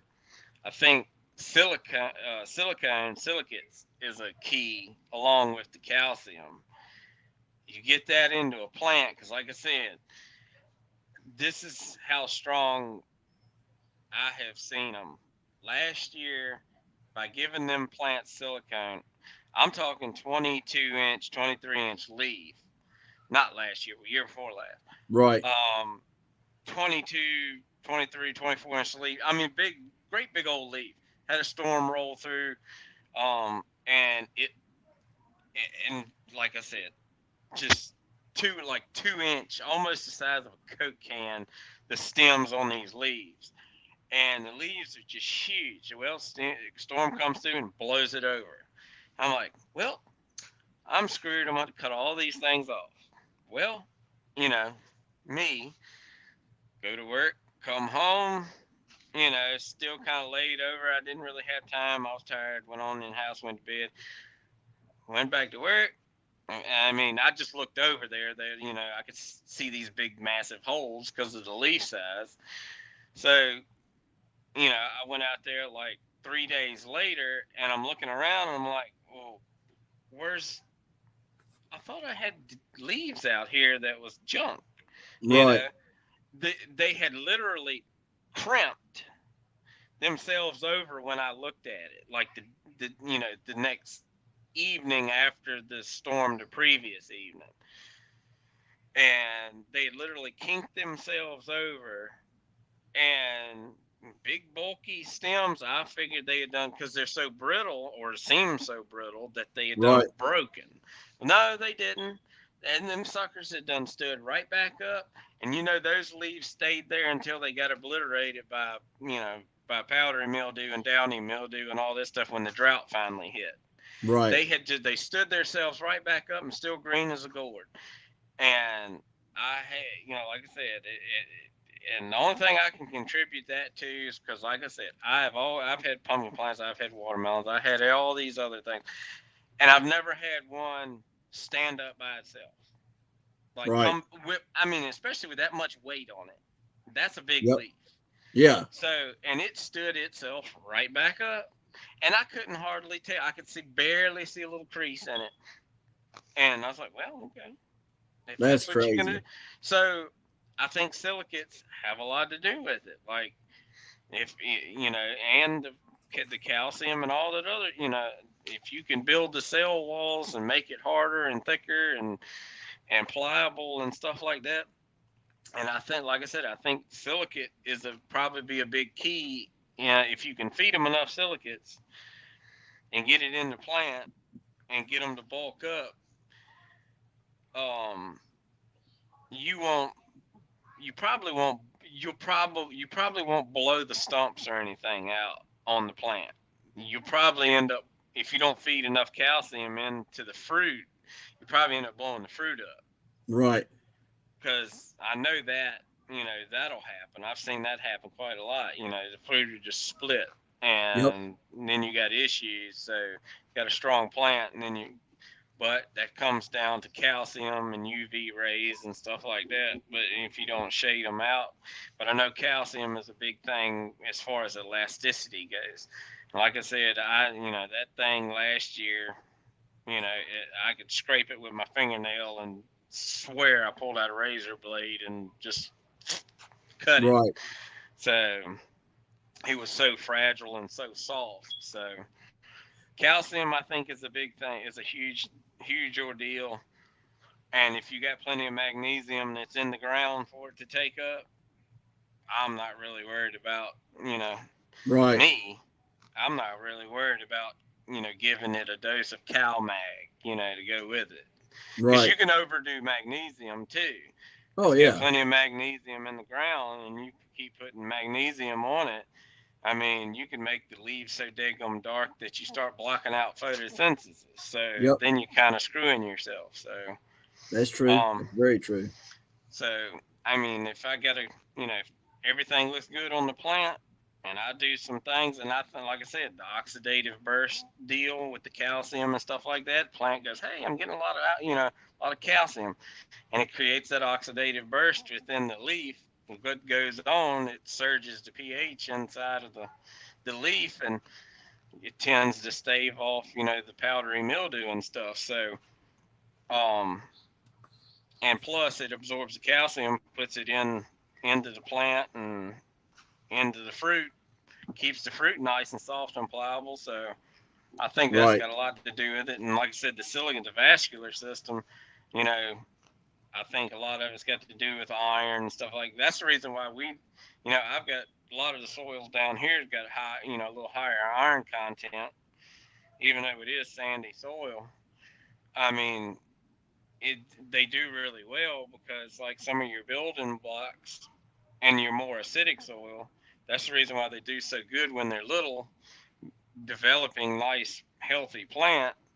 As long as you give them a little bit of the other stuff, because your iron is iron, calcium, um, some of your phosphorus and stuff are kind of like your main things that it's using to build all those cells and everything, calcium and all that stuff is to build all those cells when the plant's small. So down here, you get a nice pretty plant, as they're growing, but then you start lacking in potassiums, and if you don't if the plant gets too big or whatever and starts to suck up a lot of nitrogen, then you kind of lack a little bit. But if it's a smaller plant or whatever, you pick up your iron on, and it's this kind of essential building a block of cells. So you pick that up on your lower pH side.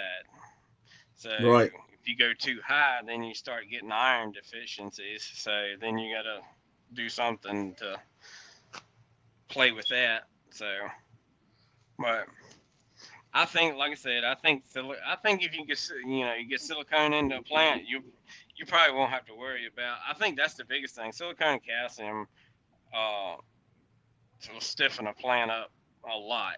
I think that'll keep it Right. from blowing a lot. I think in too a lot of I don't know how many like a lot of the watermelon growers and stuff like that do a lot of grafting and stuff, but I don't know how much I don't know how much silicates they're feeding into a plant, but Right. I mean, or what type or whatever, but I mean that could potentially hold that graft together a whole lot better too. You know, That is true. so I mean, because like I said, it's that them daggum stems are so big, but like I said, and they were brittle like. But I would have never thought in a million years that they would have stood back up by themselves. No, no, because usually if a rainstorm comes through, or if I water overhead for too long, um, my leaves will just break over, and that'll be it. They don't stand back up once they're broke over. Yeah, You know? well, see, I don't think. you don't do a whole lot. You don't do a whole lot with silicate, do you? Well, I'll feed it to them when they're young, and then once I get them in the ground and they're start getting pretty big, I quit feeding it to them, and I need to quit doing that. I need to feed it to them the entire Yeah. season, and stop. Once they get 3-4 foot, I quit. And I always fed them that Protec uh, uh, silica stuff. I can't remember the exact name of it. It's like That Protec, that's expensive stuff. Dynatech, or something like that. Uh, I can't remember. No, it's Protec Dynagrow or something like that. Yeah, I know what you're talking about. Yeah, I've seen it. Little gray yeah, bottle or thing. yeah. It was white, and it's got a little sticker on it with some stuff. I can't remember exactly what it looks like. I get on Amazon, but literally like a little like 8-ounce bottle or something like that's like $24 of it. But yeah, um I'd go look. Like I was using TPS, which is the cheap stuff. So, and a gallon of that is like $40, I think. So, Right, even though it is cheap stuff, it still works because that's what I was giving that plant 2 years ago, and that daggum, like I said, that thing just said, you know, the right, way it reacted to it and blew up. But like I said, silicate. The only reason, if you didn't have, if you got nice, lush green grass, um, grass has silicate in it. Like when you cut your grass, you got right, lush green grass, and you're not sucking up a bunch of dirt and dust and everything. Silicate is hard. It dulls you. You can run across this little sandy spot, and you got dull blades. Well, you can run across the yard and cut your grass, and eventually it dulls them down. right, And you got to sharpen them. So you have silicate in grass. So you feed if you can get silicate into them pumpkin plants, and like I said, big hard stems, and they just seem, like I said, they were just brittle. But imagine a bug trying to chew into that. He's not going to want to mess with that very long because, you know, gonna he, dull his teeth or he, whatever they got, the yeah, pinchers. because silicate is hard. Right, It ain't nothing to play with. So, I mean, you get that stuff into a plant, and you can get a plant to bulk up off of that stuff and have nice, thick, strong walls. you know, Bugs will leave it alone, and then you're going to create a healthy vascular system in your plant. You're going to be able to reserve water because the cells are going to be bigger. I mean, so help you with drought, help you with cold. It's better all the way around. So, I mean, you pounding. It sounds like you're pounding the crap out of silicone, but I mean, it does. It's kind of obvious. It does a lot of stuff if you can get it in a plant, and a lot of people don't think about it. right, And especially when you feed it into the plant from day one all the way up to harvest or whatnot. And so it also increases. A lot of studies have shown. A lot of studies that I've read have shown that it increases weight on your you know your fruit. your fruit. So that's another plus. So you get a Right, heftier fruit. Um, they're not as, I guess you could say, um, they're more firm. They're not right, hard as a brick, but they firm up a little bit better than just a squishy old tomato, like tomatoes. I think that I read some study about tomatoes when they got ripened. You know, 3 days after it was ripened, usually they're kind of getting mushy, and it's been on the vine and it's kind of warm outside, and they get a little mushy. Well, it's like 5 or 6 days have gone by, and it's still kind of firm. Ones that's been fed silicates, they can, it just tends to be a whole lot better quality right, fruit. Is what they claim. So, and it seems to have a you know, whole lot of credit to it. From what I can see. So, at least from that point of view, I don't know. In the in the scheme of things how huge of a difference it makes in pumpkins, but Right. I don't know how many gallons of silicate you have to give it to make it gain an extra 150 pounds, but Well, even if it 200 was a pounds. percent, it'd be Yeah. good. Oh, look who we got. Hey, fellas. Hey, what's Hey, up? how you fellas doing?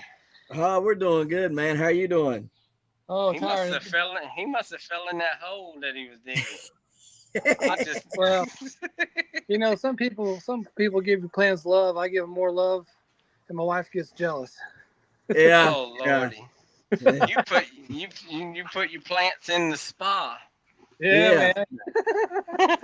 Yeah, I was growing I just planted the 7496, I think it was, the cantaloupe, the Tony Pachaska. Gorgeous plant. So I got my last plant in the ground for now. So There you go. I How got the many Travis gems you put in the Ginger. ground? I got the Travis Ginger, the 2000, was it the 646, the world record? 2,749. 749, 2007-49, Travis Ginger. It's doing pretty good. And then I got the 1009 RC Cook, kicking butt out there. He's growing. I've got take my little barbecue skewers, trying to coach him to go to the ground. He's all nice and strong and sprawling out. So I'm anxious to get him on the ground. And then I have the roof rough. I think it was a 1000. I'm a little concerned about 1166. Yep. Yeah, Yep. that one. But I'm kind of torn with that one in the 665 maiden, or my Mayen green squash. I have it in a pot and it's bigger. The one I put in the ground was bigger, but I left the other one in the pot. He's actually bigger than the one that's in the ground. And the one in the ground has been heat stressing, and the other one hasn't been stressing in the pot. So now I feel like I've selected the wrong plant. So I'm like, oh man. Well, all right. So I'm growing the 1166 as well.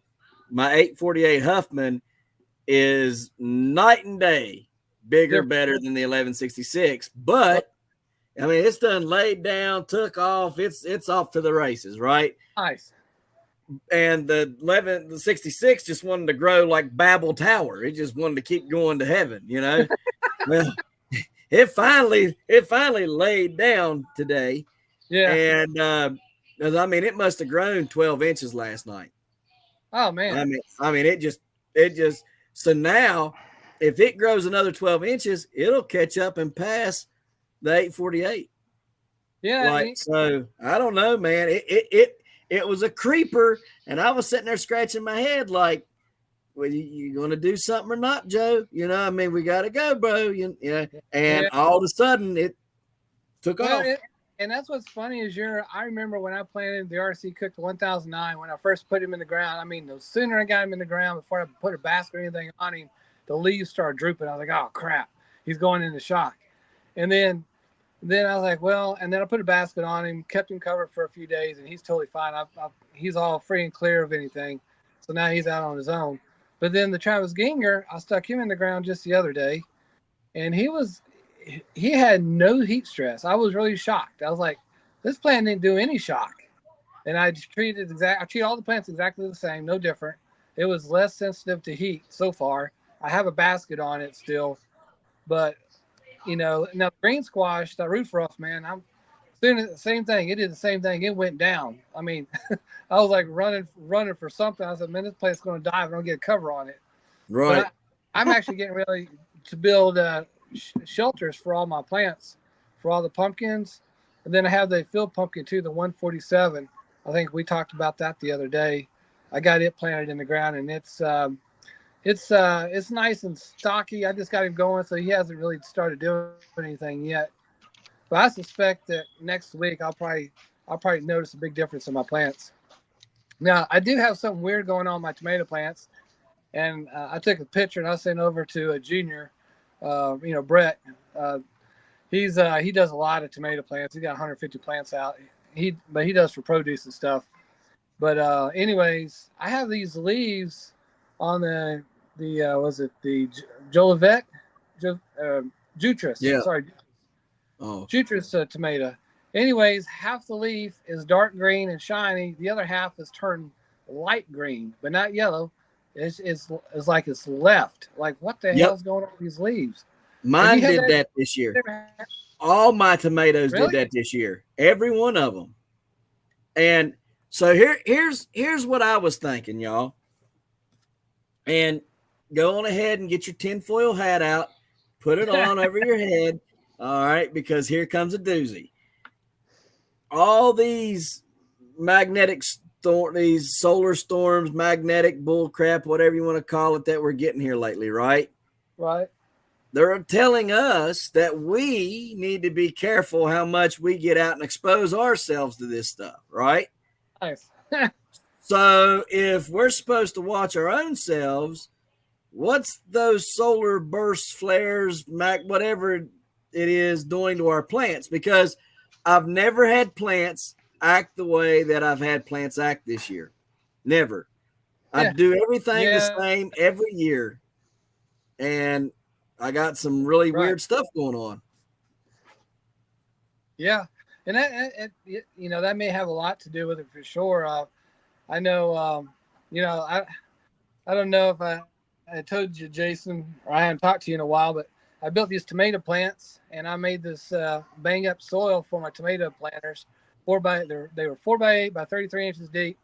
And I put a lot of organic matter in there and I mixed it with some 50-50 topsoil mix, added about the same amount of sand in there, and blended it up real good, backfilled all my nutrients. 3 days later, I go out there, I flip the soil, and I'm hitting 140 degrees in the beds. Yeah, He was cooking. So You're trying to have like, some fried green tomatoes. Yeah. Well, funny you say that. So I turned it for about 3 or 4 weeks, left the plants in the pots. I had them almost 35 inches tall before I tried to pull them out.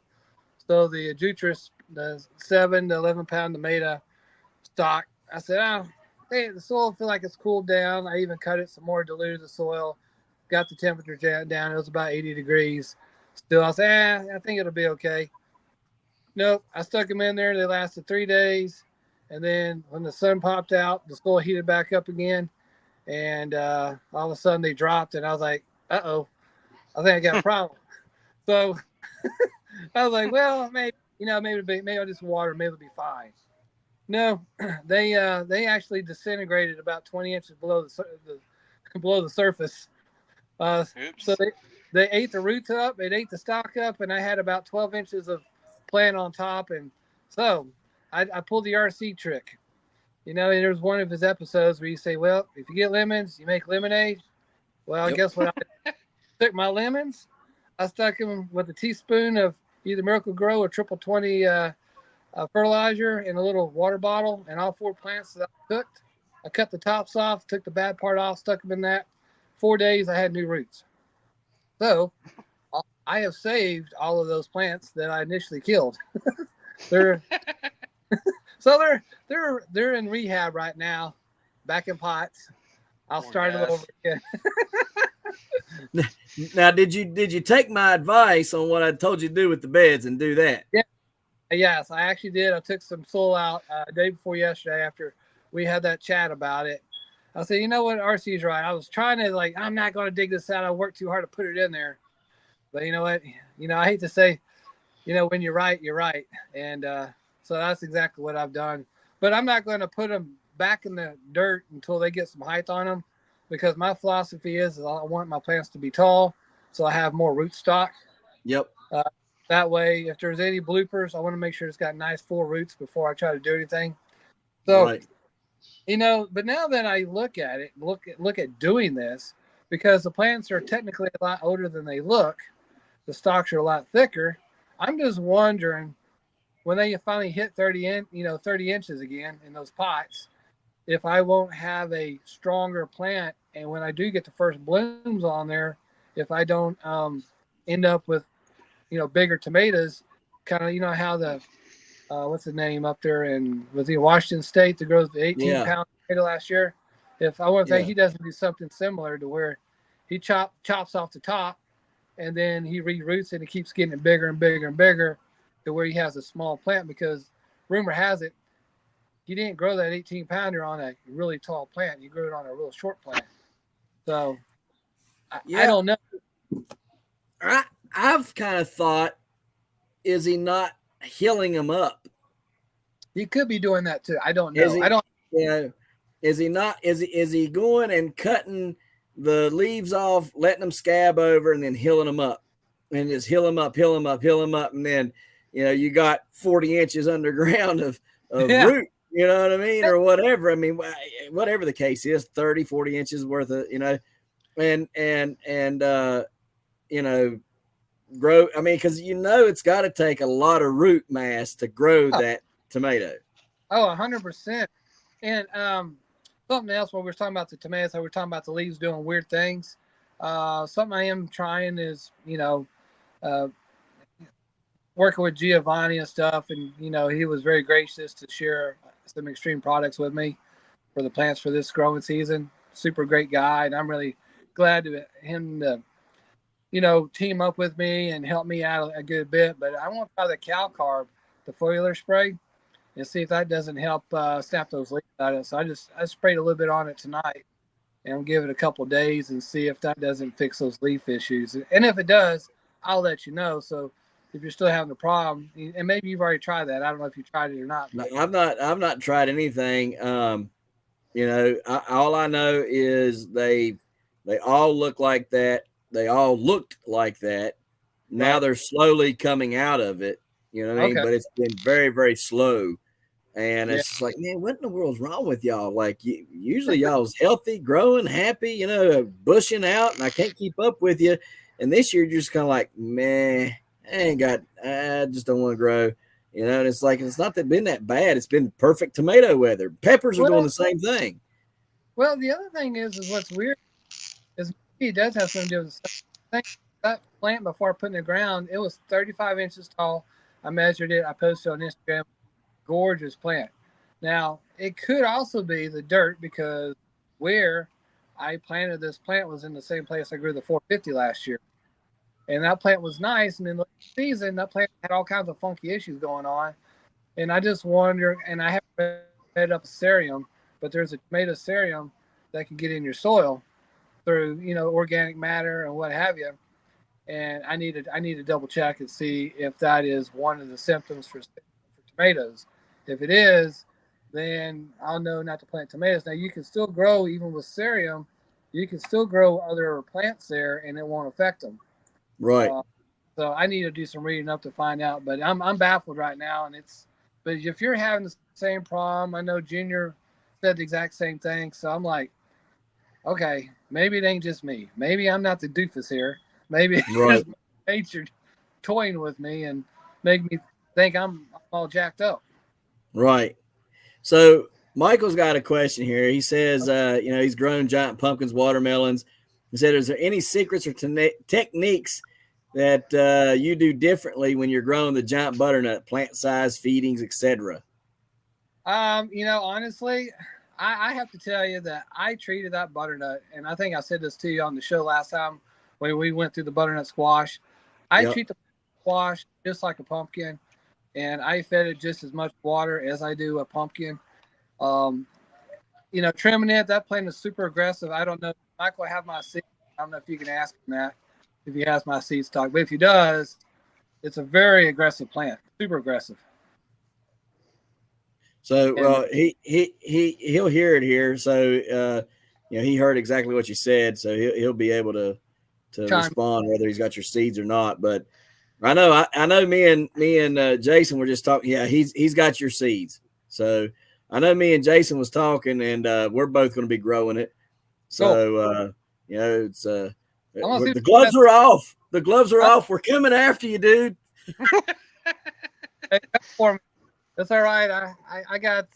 We'll see if I can get these plants going. If I get them going like I want to, and something else, guys. I just want to bring up real quick. I think we've already had a discussion. Jason Covey. I don't know if you've heard, but Mr. Houston has passed away. Hank Houston, and I like to dedicate my growing this season to him and his what he was all about. He was a great guy, great grower, great friend, good Christian man. He's everything that I hope to be. Whether he had a world record or didn't, but he had a lot of state records, and he was just super smart. And he's going to be sorely missed in the growing community. And anyways, I'll send you that information to you later, RC. But and you too, Jason, if you don't already have it. I think yeah, he was a very good guy, and I really enjoyed being around him. He always had a smile on his face and was willing to help others. And how dare you have a frown on your face? And he would make you laugh to make sure you got that frown off your face. So I was very, very sorry to hear about that yesterday, and that really it made me sad all day. That's all I thought about all day. It was so bad I quit gardening and I went metal detecting because I couldn't think about gardening anymore. I was just like, I got to get out of here. I got to get out of here. Yeah, I think I clear your head. I know.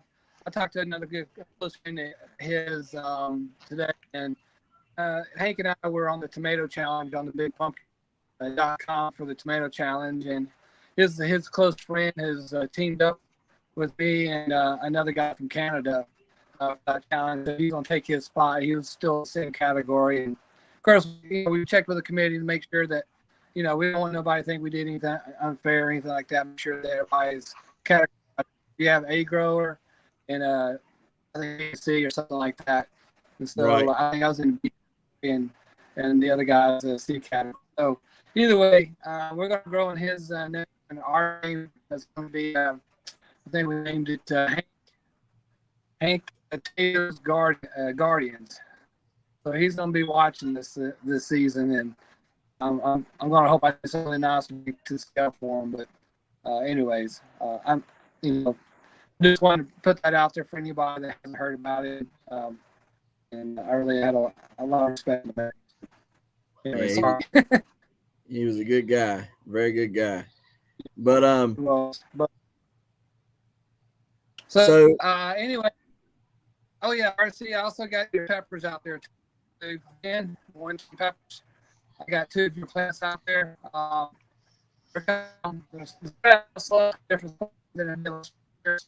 You're breaking up. Can you hear me? Yeah, I hear you now. Okay. Yeah, so I got your 110s out there for the peppers, those big peppers. So I don't know if I'll get close to what you did because I'll put my peppers in a new spot. So we'll see what happens. They should do good. But I'm trying. They should do good. They should do very good.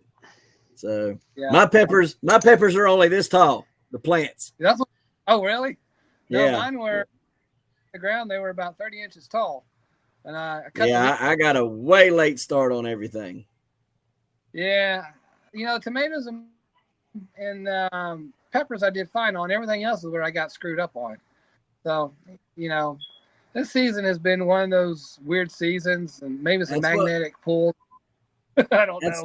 That's what me and Jason was talking about. Everything's weird, man. Everything's off. It just something ain't right. All right, so out of the people growing in the South, I talked to you and Jason and Huffman, and like one other grower, right?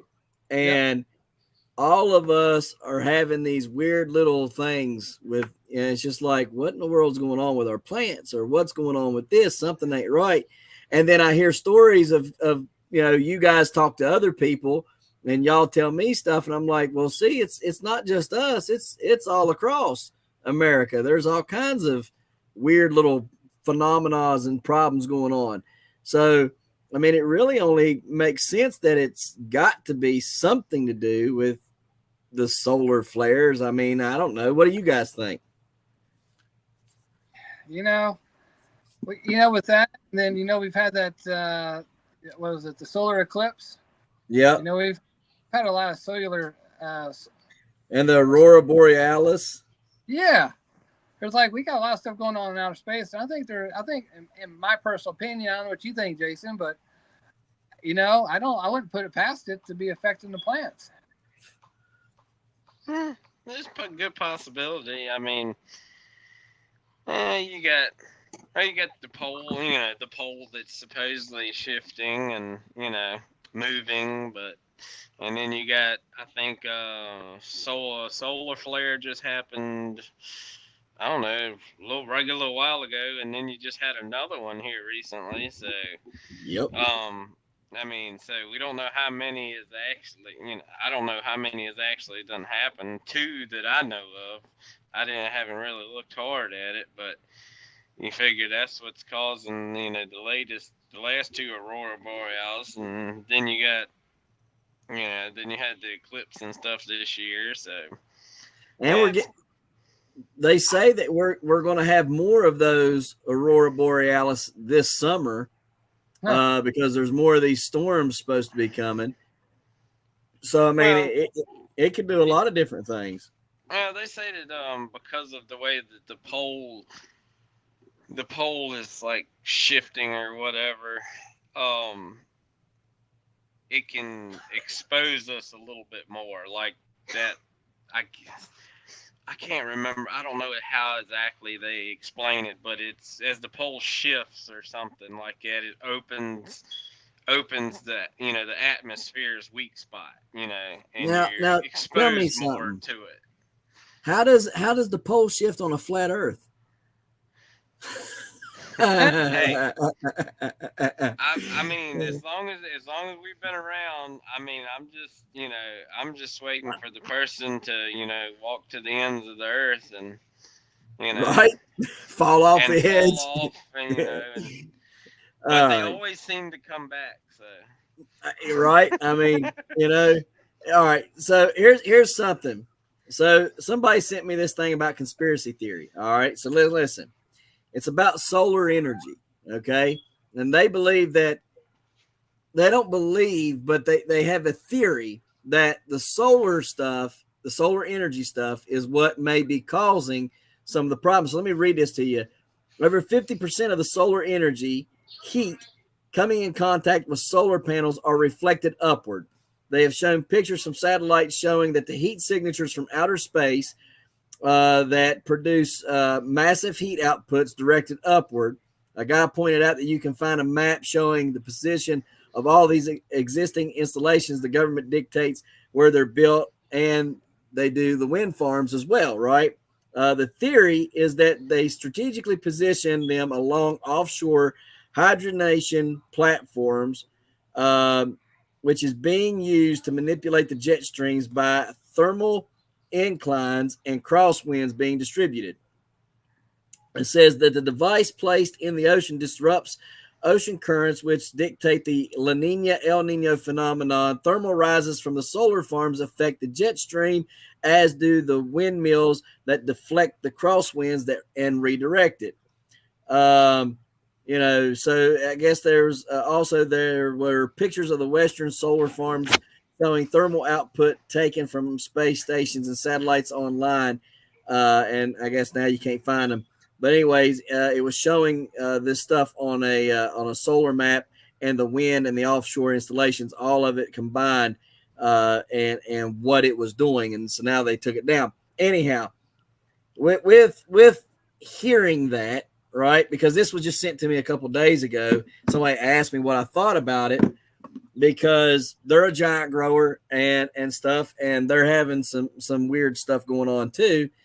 What do you guys think about that? I mean, I'm not trying to go down a rabbit hole and say that we're being, that they're purposefully doing that. Okay, I'm not trying to say that, but let's just think about it. You guys have seen these great big solar farms. Y'all live in Virginia. I know you guys have passed these great big solar farms, and it is directed upward, and it does bounce off, because we know UV rays come down and bounce back up, and that on a cloudy day you get sunburnt worse than you do on a clear blue sky day, because of the UV rays going down, going back up, hitting the clouds and coming back down.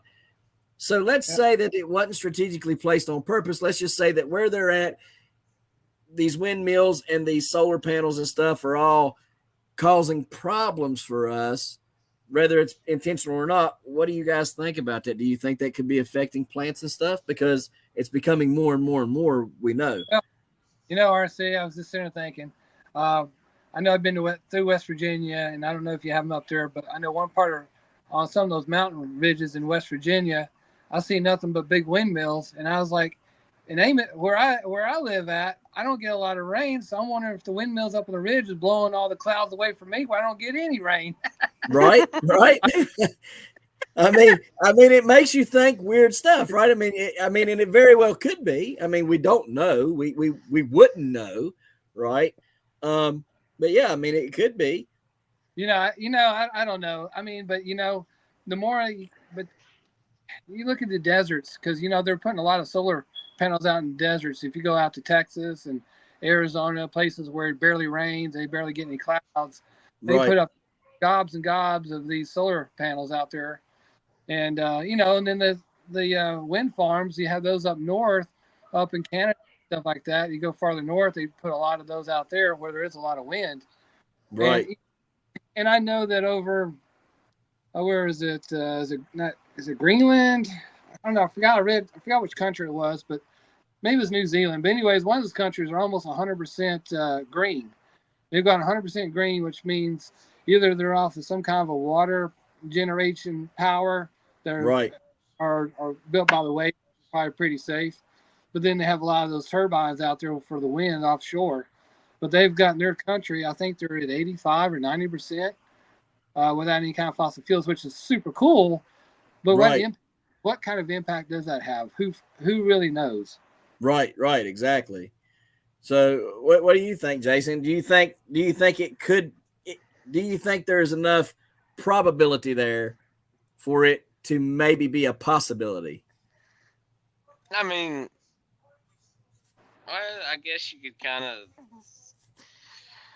I mean, if you're taking that much, sun energy and reflecting it back into the atmosphere, yes, you could probably warm up the atmosphere, but I think a lot of it's got to do with, to be honest with you, look at the way we are monoculture, everything. There's no diversity in nature like it used to be. Um, what's the main tree that is always planted for money? Pine. The money, pine. All right, What are pines? They're conifers.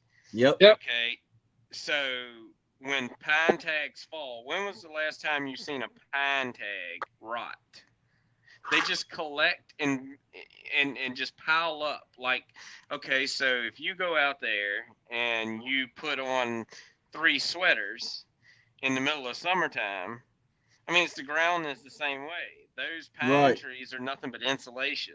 So as the out, the Well, heat of the atmosphere warms up, the ground temperature warms up in the summertime, and as things cycle back to wintertime, those pine trees help hold heat in the ground, because it's naturally when you go from out here, they and out in the middle of a field where it's 30 degrees, you go in there, it feels like it's 40 degrees because it's warmer Right. in there. You don't well, have the wind, you don't have none of that stuff, but that's where everything goes to bed down to stay warm, you know well, so well. The other thing, Jason, on that, I lived in Louisiana a good bit of my life and actually graduated down there. And our environmental science class was based on pine trees, because Louisiana almost has no hardwoods. They have very little hardwoods, and I'd say they're about 75% pines. Yellow pine is what they grow for the Boise Cascade down there. But what we learned about environmental science was that pines actually create a lower level ozone that is produced from the pine tree that creates a lower level that helps hold the heat in. So it puts up an invisible wall, and you can actually, if you walk through a pine forest, you can actually feel the heat, not from the sun, but from what the pines are putting off because of the pine rosin that's in them. The oh Right. rosin, yeah. it has its own chemical warfare with the environment. Well, up here in the mountains, the marijuana growers will specifically go and hang their pot plants in huge buckets up in pine tree thickets and grow them in there so they can't find them by thermo from a helicopter. Huh. Oh yeah. So I mean, you're monocropping your trees. You're coating the ground with pine tags. It's a big insulation layer essentially, and then we're constantly putting concrete, asphalt, tar, something on top of the ground in the cities. That's It's true. covered with something. So you're doing another layer of insulation so the earth never actually has a chance to cool down the way it needs to. Right. And so because right now at this point in time, I mean, supposedly all this carbon dioxide, I mean, plants love it, so I mean, That's a fact. plants But should be growing like Thriving. like crazy, Right. so, and which they do. But I mean, the bad thing is, I mean, it used to be in the 80s when they used to log. When you harvested all your wood, you had to plant back so much hardwood in there because Yep. right, hardwood is what made that nice layer. Because after one season, it was nice, airy material. It didn't pack, it decayed, created soil, and built up soil. And pine trees don't do that. They Nope. just create, a matte layer essentially. You go dig it up, there's nothing underneath of it unless it's 30 years down the road. yeah, But that papery leaf that falls over oak trees and every other thing out there, decays and goes away within well, a season. Right. So I mean, and it gives the soil time to air out and everything. So back then you had to plant a certain percentage of hardwood back in for every so many acres of pine. That now it's just you can just layer everything in pine, and yeah, so now your deer are smaller. Yep. Everybody cries about why their deer are smaller. Oh, well, they don't have the acorns. Well, why is the bear in my backyard digging through my grill? Well, I mean, he doesn't have the blackberries anymore because a pine thicket is where his blackberries used to be. Right. His acorns and stuff is not there where they used to be. He can't, I mean, the only thing he can do with a pine cone is wipe his ass, but he doesn't have opposable thumbs. So, I mean, I mean, I yeah, mean, so it's just so much crap that we do. well, We have done it on our own because we're worried about, you know,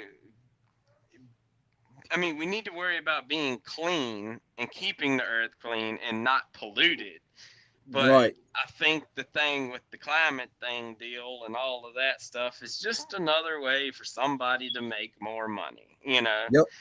So, I mean, I mean, there's so many rabbit holes you can jump down, but let's just say some dude here back in the late 80s, early 90s, maybe the early 80s, he was playing with a hydrogen powered setup to go on a car, but why didn't, he's dead and gone for some reason, Right. but we don't know why he disappeared, but he had done some things, and you know uh, he didn't want to give up patents and stuff, so he got disappeared somehow or another, or something Yeah. happened to him. But well, now what are we doing? We are taking and okay, well, we're building Toyota right now. Perfect example. What are they doing? Building the hydrogen powered car. You know, Which okay, has well, already been around. hydrogen is not a, it's been around. It's not a new technology. So I mean, but what's different? We know how to compress it and put it in tanks and make it safe, and we got to do this. And essentially, we have to make a hydrogen bomb safe for people to drive around instead of turning a key and making it readily available to people, because we can't do that because that takes too many people out of the equation to make money. How dare you be So able to fill it up with a garden hose? yeah, okay, oh man, I'm out of fuel. Let me go over and grab my garden hose. You're right. But yeah, I mean, there's lots of things that we could have been worried. I mean, you're worrying about it now. I mean, 10 years, you're never going to get it, in the next 10 or 12 years for what they tell you. We're all going to fry. So I was like, I'm just going to pull out the bread batter and just start putting it on, man. I was like, okay, at least I'm gonna be fairly tasty to something eventually, Right. because if I'm gonna be frying in about 10 or 12 years, I might as well be well seasoning, because whatever we do in that little bit of time frame ain't gonna really affect. You ain't gonna change it that fast. No, So after screwing it up, for everybody knows you can screw it up and tear it down in less time than you can repair it and put it back together. that's a So, fact. um, you know, we've been had this stuff, but all in for the sake of money, because it's going to cut somebody else off from making a dollar. They don't want that person to get ahead and, all this other stuff. So, they're going to do all they can to keep making that money and block whoever is going to cut into that. So, you know, I think we should have been dealing with that years and years ago. There was other patents before that. They were taking like the 50s model Bel Air car. I mean, I think that's about what it was. And maybe in the, some 60s model cars, I can't remember, but it was a heavy car, put it that way. They were making carburetors that essentially took gasoline, vaporized the gasoline liquid, turned it into a vapor, and was getting like 50, 55 miles to the gallon on a carburetor. So in them heavy cars. So, and that was bought out and shelved by, guess who? Oil. So, Right. I mean, Yeah. there's things been around for years, and it's all been for the namesake, and people are still buying all these houses on, you know, on the beach and everything. They don't seem to be too all worried about it. So, Right. I'm not really gonna worry about it because to me it's common sense. Um, the warmer things get, the more carbon dioxide is released. It's a balance within the earth. I mean, it's just everybody wants you to believe, all these scientists and everything just wants to be right. Right. Everybody wants a name for themselves. To be honest with you, they just want you to be goofy enough to believe any little thing they tell you anymore. But you know, Yeah. carbon dioxide is released when things warm up. It goes into the Well, atmosphere, and the more carbon dioxide into the atmosphere, it starts to reverse and cool back down. It's a balance. And when things cool down, more oxygen is in the air. It goes back and forth. Right. well, and there's one thing that we are losing. I believe from commercial farming and stuff, and our forests been taken away. How we were talking about our hardwoods and stuff, and Yeah, the leaf lands on the ground and decays and breaks down. We turn it into CO2, and the CO2 the plants really enjoy too. It really helps give them a lot of boost. The photosynthesis plus, which RC and Jason, I both gave you guys samples. I don't know if you got. Yep. I have a bit of a shelf life, but the CO2 really gave my plants a boost last year. And so back with commercial farming, where I think our problem is when you're commercial farming and you stripped out the forest, and now you don't have leaf litter anymore, so you lose your organic matter because organic matter once it breaks down, you don't get it back unless you replace it and put it back in That's the true. soil. So farmers don't put it back. All they do is they fertilize with commercial fertilizers. We don't use the organic stuff that we used to have because we've already stripped it off the land. And and then also like Jason was talking about how the earth keeps warming up and it's not able to cool itself down, then the more forest we lose, the less of the ability we have to replace those type of things that help the earth to heal itself and repair itself, because we keep stripping it, not paying attention or seem to be worried about it. And then they cry about, oh, global warming this, global warming that, or permafrost disappearing up in Canada, which has been a huge piece because that puts off a lot of CO2 from the permafrost. Yep. So we're losing it because it's cold enough to keep it. So as this stuff keeps eroding the right way, what are we going to look like, and what are our kids going to be facing in the next 40 to 50 years when these have all been depleted? And that's what I tell everybody when I talk about gardening. I always talk about adding organic material to my soil. Now, like I said, I've reduced a little bit, and I'm still running 14% in my soil. I was 22% last year. It's crazy. But I mean, everybody runs differently, and some people run lean.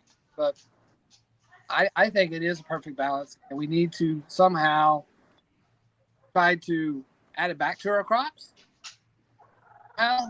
I mean, I don't think you can't add it once you take a forest away. I mean, that's a big deal. It takes a lot of leaves to make that leaf litter and stuff. So, Right. Oh yeah. I just wanted you guys to, we talked about the carbon monoxide and stuff, but the CO2 levels, the CO2 that comes naturally from plants, is a huge factor in growing them big. And I think we have the ability to grow giant plants, but we're also because of the global warming that's going on. So there's, I guess you say there's pros and cons to everything that we do. That's why we got to be smart about it. And sometimes our scientists may be a little too smart and try to outsmart Mother Nature, but Mother Nature is always going to win in the end. Always. Always. You can't beat Mother Nature. No, without a doubt. Well, she will get you. Well, if you you talk about replenishing, organic matter and stuff. If we actually took all the cattle and stuff, instead of saying, hey, I can take and raise this much food inside of 20-acre facility that's on concrete and some cesspool, and actually put them back out in the field, because they don't show you how many acres and acres and acres of field that it takes to feed those cows on that 20-acre facility, all for the sake of, look how much food we're getting off of this small little plot. But they don't, like I said, they don't show you the corn fields and the soybean fields and the hay fields that it takes to raise those cattle. Right. Okay, cattlemen back 100 years ago, before the store was a thing, I mean, there was a reason why we had 4 foot of topsoil at one time. The buffalo roamed the United States from one end to the other, and it was millions of them before we obliterated them. Yep. So, I mean, if you took the cattle out of those feedlots and stuck them out there on grassland and put an herbivore where an herbivore is supposed to be, they're not a grainivore.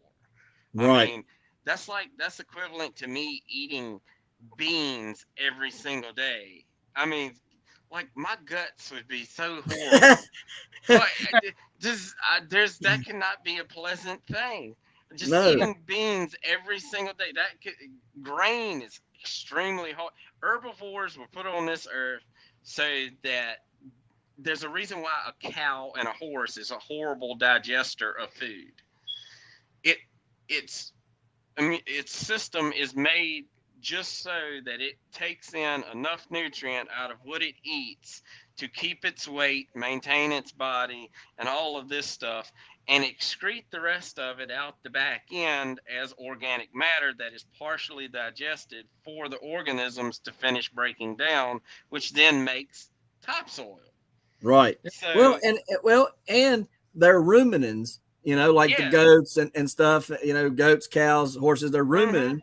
So they have to chew cud, what I mean? They burp, they chew. And what it is it's the ruminant in their stomach, which is breaking down the nutrients to convert to the nutrients that they need by eating those things.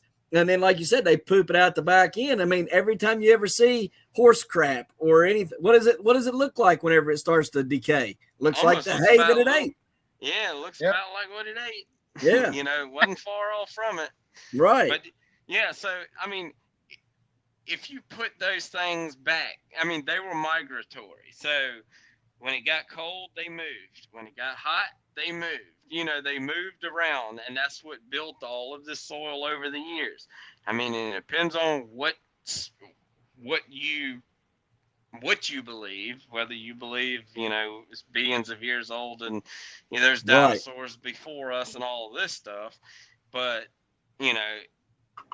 all at the same time, dinosaurs helped create it too, essentially. And so that's a massive dump right there. But right. I mean, there was very few dinosaurs that were huge, but a lot of them were like 6 foot and under, the majority of them. But there's a lot of them that were pretty daggone big, but, and, like I said, if you believe the billions of years old theory or a creation thing where everything seemed to live together at one time type of deal, which leads into other Right. rabbit holes you can jump down. But like I said, all of that stuff essentially is what, you know, created all of this stuff. Nature created it that way to begin with. And a perfect example of that, like I said, I was telling you earlier, I like to follow farmers all over the United States because I like to see what they harvest all over the place and what they plant and what they do. Potato farmers, sweet, potato farmers, canola, whatever. I just follow, all these different farmers on YouTube, just to see what their weather's like and all this stuff. Well, I think it's in Indiana. Um, the guy had like a piece of land that had been farmed for years on end with commercial type of practices, chemical fertilizers and all this stuff. Well, then right next to it was a field that was it had cattle on it for years and years and years, and the guy was sold beef. Well, the farmer uh, they offered the pasture up because they got out of cattle, I guess, getting too expensive and all that good stuff. So they offered it up to him to farm and turn over. Well, cattle had always been on this, and so the only thing he really had to worry about was grass. So he kills it all off, plows it under, pulls the fence up, everything. He starts harvesting corn off of it, and over here he's doing like 200 to 250 bushels an acre on the commercial side, and it's like he hits the that spot right in the middle where they butt up to each other, and it like jumps up a little bit to like 280, almost 300 bushel an acre. And then when he gets over into it, he's not even moving a couple 100 feet, and he's like 400, almost 400, 350, almost 400 bushels an acre. That's crazy, ain't it? I mean, so that just goes to show. Oh, well, then he's like, man, this has got. I don't know why this is producing so much. This has so much organic. It has like 10% organic matter in it. Well, you just explained it to yourself. Right. Because organic, for every inch of organic matter, how many gallons? I can't remember what the equivalent is, the gallons is of water you can hold within 1 acre in an inch of topsoil with good organic matter. I can't remember. It's way up there. And if you got like, 8, 9, 10 inches of topsoil, and for every inch you're holding so many Right. hundreds of thousands of gallons of water, and you're holding that much water. Um,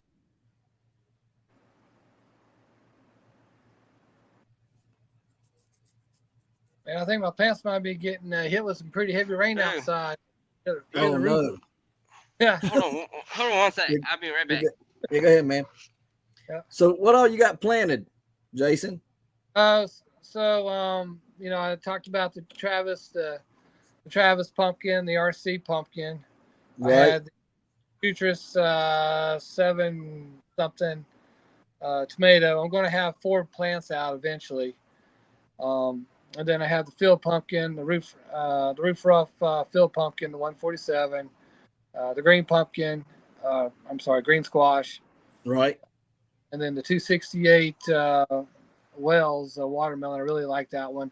I do have a backup plan. I have the 341 vial, 341 or 314 vial, maybe. I don't know. 341 vial. I have a backup in a pot. I don't know if I'm going to use it or not, but it's always good to have a backup in case you make a Absolutely. Oopsie. Yep. Absolutely, man. I know some people I've talked to about gardening and stuff. It's like, do you ever make mistakes? I said all the time. Right. Mistakes. I think I spend most of my season making mistakes. Me too. I think what separates you from the other gardeners. Some gardeners would give up, but that's where you get more determined. And then you say, okay, goof this up. How do I ungoof it? Right. So How do you fix it?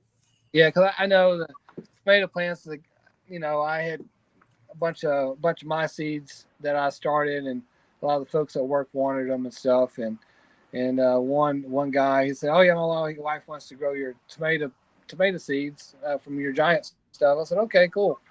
So, anyways, I told her that I fried 4 of my plants, and so man, they would give me so much crap that I fried my plants. Oh, I guess your season's over. I said, there's one thing about me: you can count me down, but don't count me out.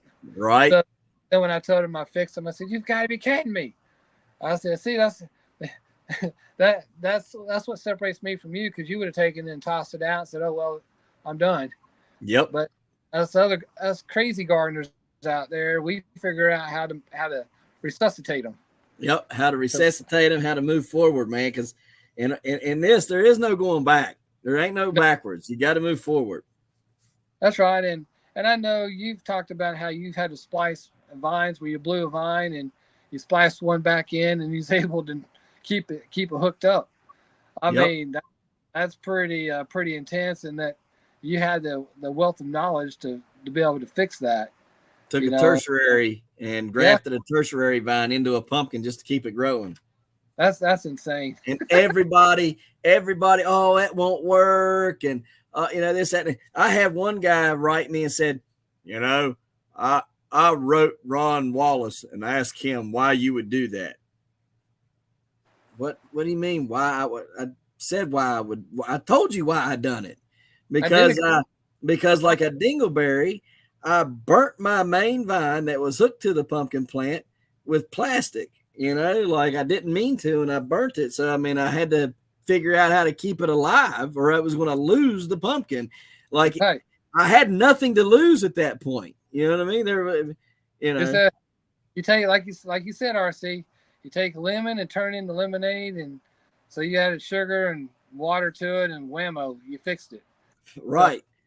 But a lot of people, man, they're not like that. They're not geared that way. They're not geared to think like that outside of the box. They have a schedule, they have a belief, they have a whatever you want to call it, and within that little box is everything that they believe or think or whatever. It's all right there, and anything outside of it is impossible, you know. And then when you prove to them it's possible, then it's, well, why would you do that? Well, until a grower experiences certain things, will they appreciate the reasons why us growers do what we do seasons. That's true. Until somebody's gone through it and try to save it, will they truly understand? I mean, I'm sure Travis Ginger's probably got some wild stories on his giant pumpkins and stuff. And things that he's done. I've listened to a couple of his shows, and he's pretty intense too. And he's a horticulturist, and he's well versed in just about any kind of plant questions you may have. So I know that man's a wealth of knowledge. Now, what all you got going on out your place there, RC? What plants you going with? Oh, I've got giant rutabaga, giant carrots, giant kohlrabi, giant tomato, giant parsnips, giant beetroot, giant eggplants, giant long gourds, bushel gourds, field pumpkins, tomatoes, regular, Atlantic giant pumpkins, beans, garlic, onion, all this stuff is giant. I know you. Giant turnips. I got giant rutabaga, rhubarb. I've got seeds that should be here this week for giant rhubarb that can get 11-foot wide leaves. What? Leaves 11-foot wide, bro. That's a real thing? Yes. What country is it from? South America. Are you growing elephant ears? Yeah, but I mean but it's rhubarb, So yeah, look, I've got a video that I got to post up from my dad's rhubarb plants. I'm gonna have to go over there like next week or the week after, and I'm gonna keep track of them because I'm pretty sure he's done busted my state record. I mean, so I'm just gonna keep track of him, man. I'm gonna keep on checking and stuff. I'm gonna have to get his name on a record, you know. Yeah, But man. but anyhow, what's crazy is that those are the plants I gave him. So he ain't did anything to them. He just laid them out there. You know. Anyways, I've got giant corn, giant sunflowers, giant green squash, butternut. I can't even remember all the giant stuff I've got planted out there. And I know you said your spot's not real big, but how much land are you? I only got an acre that I live on. Okay, an acre. That's what I was thinking. Yeah. So you know, and you probably got all that stuff. You must be sitting on a cabbage right now, shouldn't you? You got I said you got all that stuff and you ain't got very much land. You must be sitting on a cabbage for a bar stool or something. I am. That's exactly. You got it everywhere. Hey, Jason, I like RC's thought here. If he plants everything, he doesn't have to worry about mowing it because it's all got something growing to eat. Exactly. Something shading the grass out. I have begged my wife to let me till up the remainder of the yard. You can't have much left. There ain't much left. That's why I want him. She's like, the kid's got to have some grass to play in. And I said, grass sucks. What's grass doing? What is it like? You got a 10 by 10 left to freaking plant on? Because I don't feel like you got. There's more than that. There's probably, well, you got the pig pens and the goat pens and the dog pens. So all them got pens, and we got the chicken pen. You got buildings setting up. Got greenhouse setting there. You got the kids' playhouse and trampoline there. There's probably from the wall of my house to the pumpkin patch, there's probably 40 foot there. I would say probably 40 foot wide there, and then that I could take up, and that's probably, well, it is. It's 92 foot long, so there's a 40 by 92 spot there. There ain't much left between the end of the house, which is right through this wall right here before you hit the greenhouse, because I've planted along this whole wall, right through this wall right here. That whole wall is planted on. There's a little swath of grass there before you get to my greenhouse, and from the greenhouse to the fence is all planted. The whole front yard's pretty much planted. There might be, I don't know, probably 15 foot between the raised beds or the little patches there and the porch, and then it gets a little wider as you go out that way. So there ain't much left. I mean, you know, I could till it all up in a day. Damn. Yeah. And then what I would do is I would till it all up, plant it full of turnips and radishes and stuff like that. The first year I would. This is what I would do. If she would let me do it, I'd go buy 250 pounds of turnips, 250 pounds of radish, and I would plant the rest of this yard in nothing but that. And when they got they're the daikon, at least you'll be able to get some penetration in that clay soil of yours. Yep, because I'm going to need it. This clay soil needs broke up. So I would plant that stuff. I would let it get about 3-4 foot tall, you know, probably let it go to seed probably. And I would come in and till it all under. And then by that time, summer should be over or close to it. And I should be able to plant all fall crops, let those fall crops grow, and then get what I want to harvest out of that, till the rest of that under, and then let it set all winter, come in, put some leaves and all that stuff on top, till it all in, and then be ready to grow next summer and plant stuff and mulch it. Literally just mulch it to where all I got to do, scrape the mulch back, dig a hole, plant whatever I want, put the mulch back around that plant and step and walk away, and literally have a food forest. That is what I want to do, but my wife will not let me. Hey, I just think, RC, if you got your turnips 3 or 4 foot high, you can go nude out there, out in your pack. Right? She doesn't want you. I was literally, I could go nude in that turnip patch I tilled under the other day, man. That thing was 3 foot high. You know what I mean?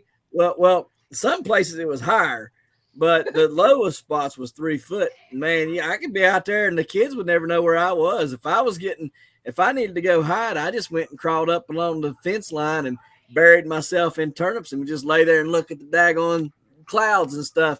Daddy, daddy, daddy, daddy ain't here. Daddy's gone.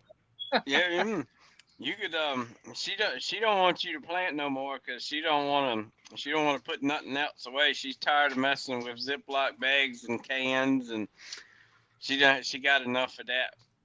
Well, as it is. Listen, I had to grow more giant stuff this year, so I didn't plant as big of a garden because she said I can't do it this year. I can't put up 70 pounds of peppers a week, and I can't put up 110 pounds of tomatoes a week. We can't do it this year. So I had to downsize my garden by a lot. So I said, okay, well, if you don't want it, and I'll just plant a bunch of giant stuff on it. So that's what I did. There you go. Well, you can always sell it to your neighbors. Shoot. These neighbors around here, they don't even know what a half of what I grow is. Why is that tomato black? Because it's a black beauty. Well, why is that one striped? Because that's a hillbilly or a Mr. Stripey or a big rainbow or whatever, right? Well, why is that one green? Is it a fried green tomato? No, it's ripe. It's green tomato. It's called a green zebra or whatever, you know.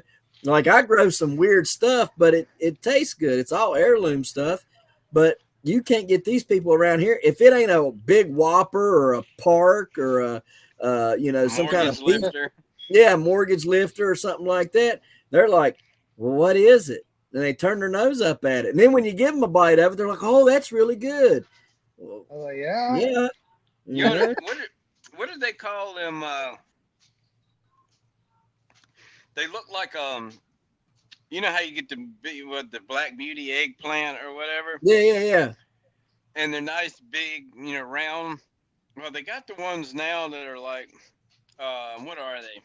They're like an Asian version or whatever, but they look the same except for really skinny and long. You know, what are they like? I call them finger eggplants, little finger eggplants. Well, they're called. Now there's a couple different ones because I got some out there. One of them's called the Nagasaki long something, and then there's another one that's called the Thailand long or Thailand little finger. Yeah. Okay. I think I planted 7 or 8 different varieties of eggplant, or maybe more than that. I've got a bunch of eggplant. I got some they call pumpkin on a stick. They only get this big around, and they look like little baby pumpkins on the limb. And then I got these other ones called little frogs or something, and they lavender frogs, and they only get that big around. They're eggplants, but they only get that big around. Yeah. So I mean, there's tons of different eggplants out there, but some of them's long, some of them purple, some of them black, some of them's green, some of them's orange. You speaking Greek? White to them folks up there. Oh yeah. When I start showing them stuff around here, they're like, what is all this? One person asked if the longboard was a giant bean. Yeah. Said, I've never seen a green bean so big in my life. Did the Jolly Green Giant grow that? And I said, what? And they said, yeah, the bean in your front yard. And I said, I don't have a bean in my front yard. Yeah, you do, the big green thing in your front yard. And I said, the longboard? Yeah, it's on the post. It says West Virginia State Record something. West Virginia State Record longboard? Yeah, that bean. It's not a bean. It literally says longboard on the sign. Hey, ARC, are you going to be busy next week, man? No, probably not. I don't know. You just get a hold of me. I don't know. I don't think I'll be busy. I mean, I don't think there'll be too much to do besides out here running around like a chicken with my head cut off. All right, yeah, I might hit you up next week. Yeah, man, come up and hang out. So, I like to. But so Jason, what you got, man? I heard about RCs, but what do you got planning out in your patch? What you got going? I ain't got much going on. I'm still lacking on the butternut. I got your butternut I got to put in the ground. I told him, I said, I got to put that in the ground the next day or so. I'll probably put that in tomorrow. Um, hadn't got around to doing that because I've been too busy chasing and reworking and all that stuff, chasing stuff around that isn't supposed to be happening. So I want to put a I got my little raised bed out here with my little trellis stuff. I'm gonna put a couple seeds of long gourd in, them 3 pumpkins and the butternut. And I told him, I said I might not do nothing with tomatoes, but I'll probably drop a couple tomato seeds in the ground just to grow some, some seed, something out the seed. I'm not gonna grow anything, to really try to do anything with it, but just to have, have the seeds, Yeah. for years to come. So, Yeah. or somebody wants some or something. Yeah, I still got sunflowers. I'm still going to put out 3 or 4 sunflowers. I haven't started them last year. I started them super early. This year I'm getting ready to start seeds because last year I started them like early part of May, and those things were full bloom and done before the fair came.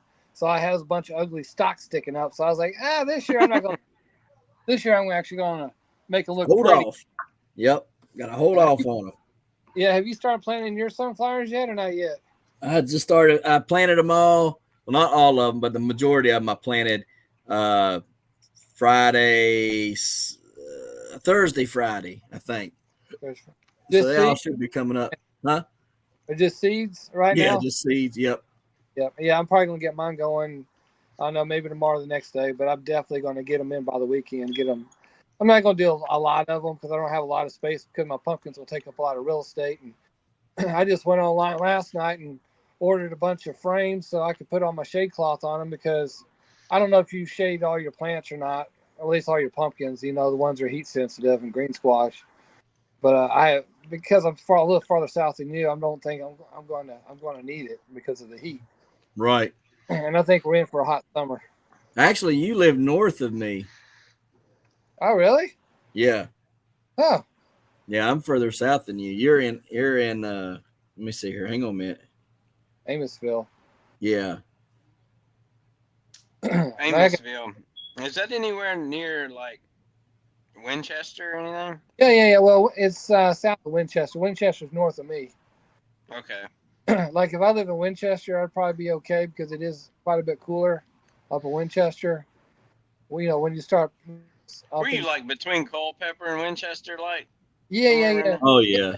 I'm about 25, 30 minutes from Culpeper, I think. Yeah, you're up there. You're closer to Maryland than you are to me. Oh yeah. Yeah, I'm down here in a southern. I'm just a few minutes from Roanoke. Yeah. Roanoke. Oh, okay, so you are south then. Yeah. I was thinking you were north position, but I guess we may be. Are we on the same lat and long, or are you just no? No. I'll be dang. Yep. Okay. Huh. I thought you were elevation to me. I thought elevations. So you have to battle the heat just like I do then. Yep. Heat kills me.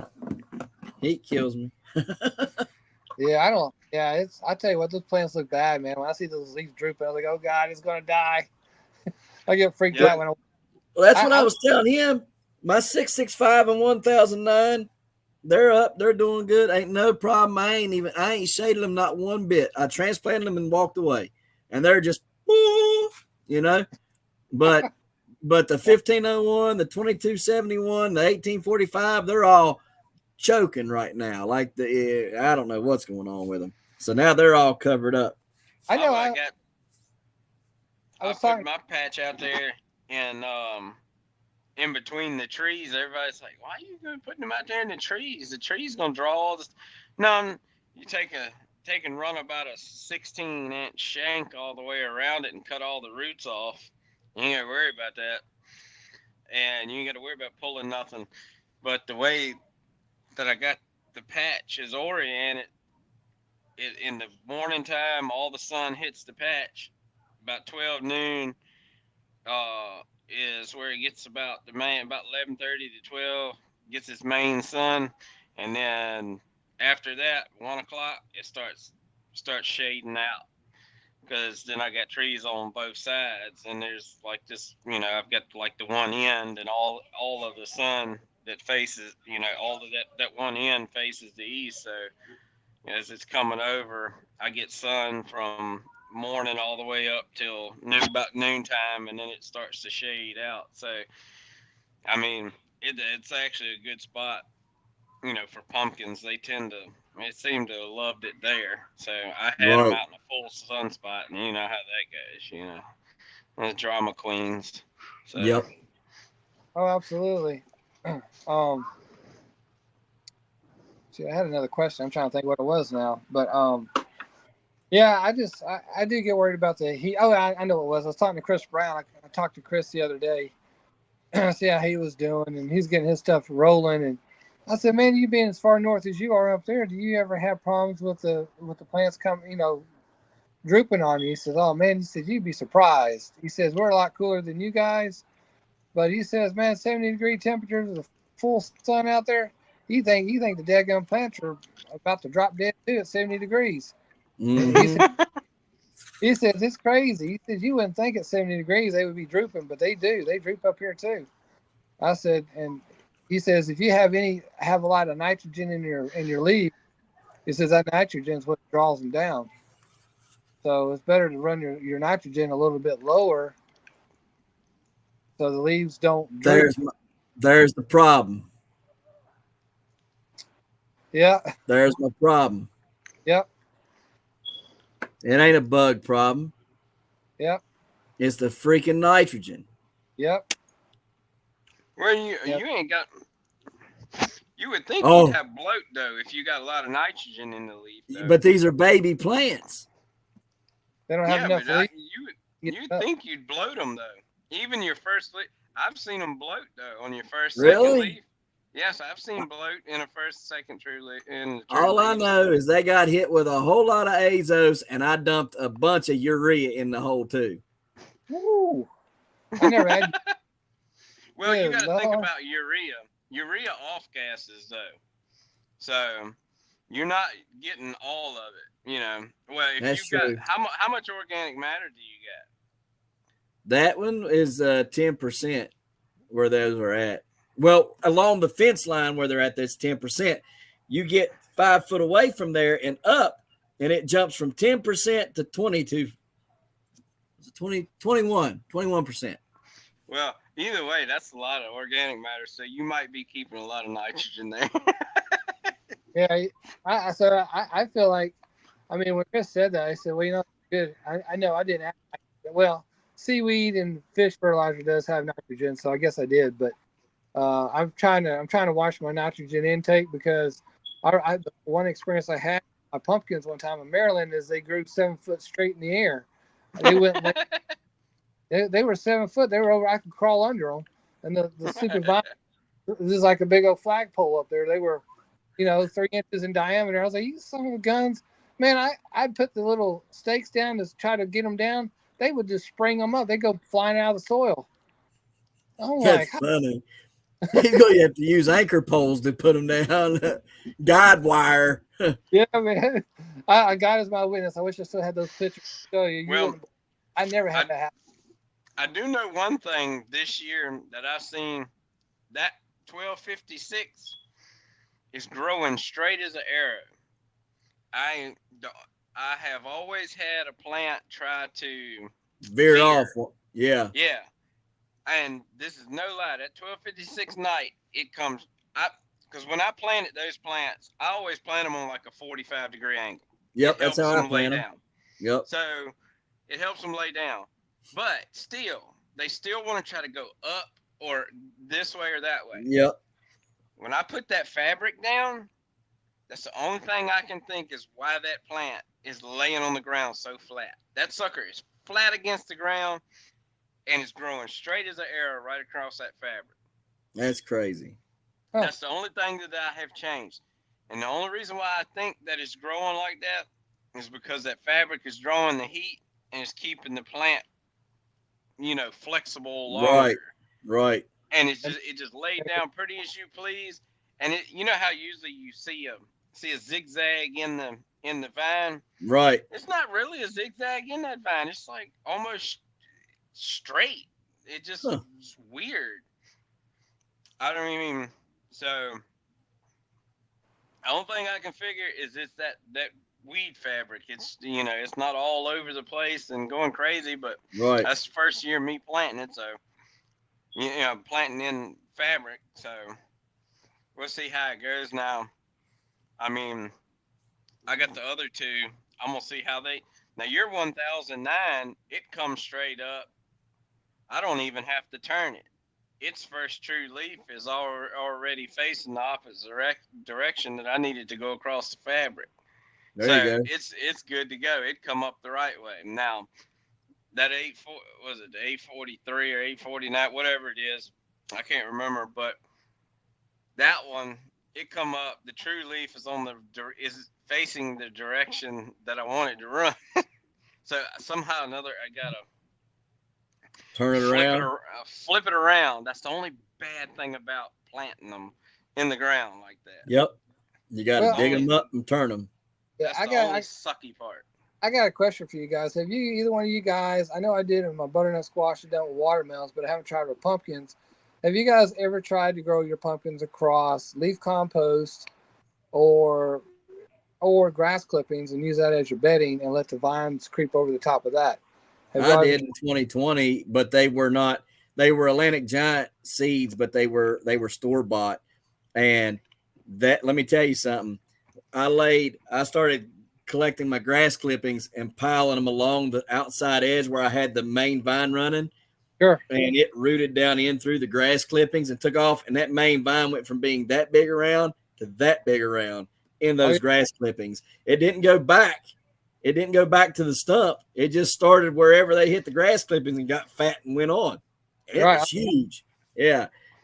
So I'll try to see if I can find some videos of that stuff on Facebook, because I know I got videos of it on Facebook. Well, the thing is what I was thinking about is those grass clippings, when they break down, they're also producing CO2 because it's breaking down. So you're actually feeding CO2 to your plants. And I was just wondering, I was like, well, I got my leaf compost and my grass clippings. Like, I'll go out there and cut 5 or 10 acres of grass and just take my truck out there and fill up my truck and come back, start offloading it into my garden space. Well, that's what I'm using on my raised beds is the compost, the goat manure, the hay, and all that stuff that's in the bottom is breaking down, creating CO2, and it's leaching through the soil coming up.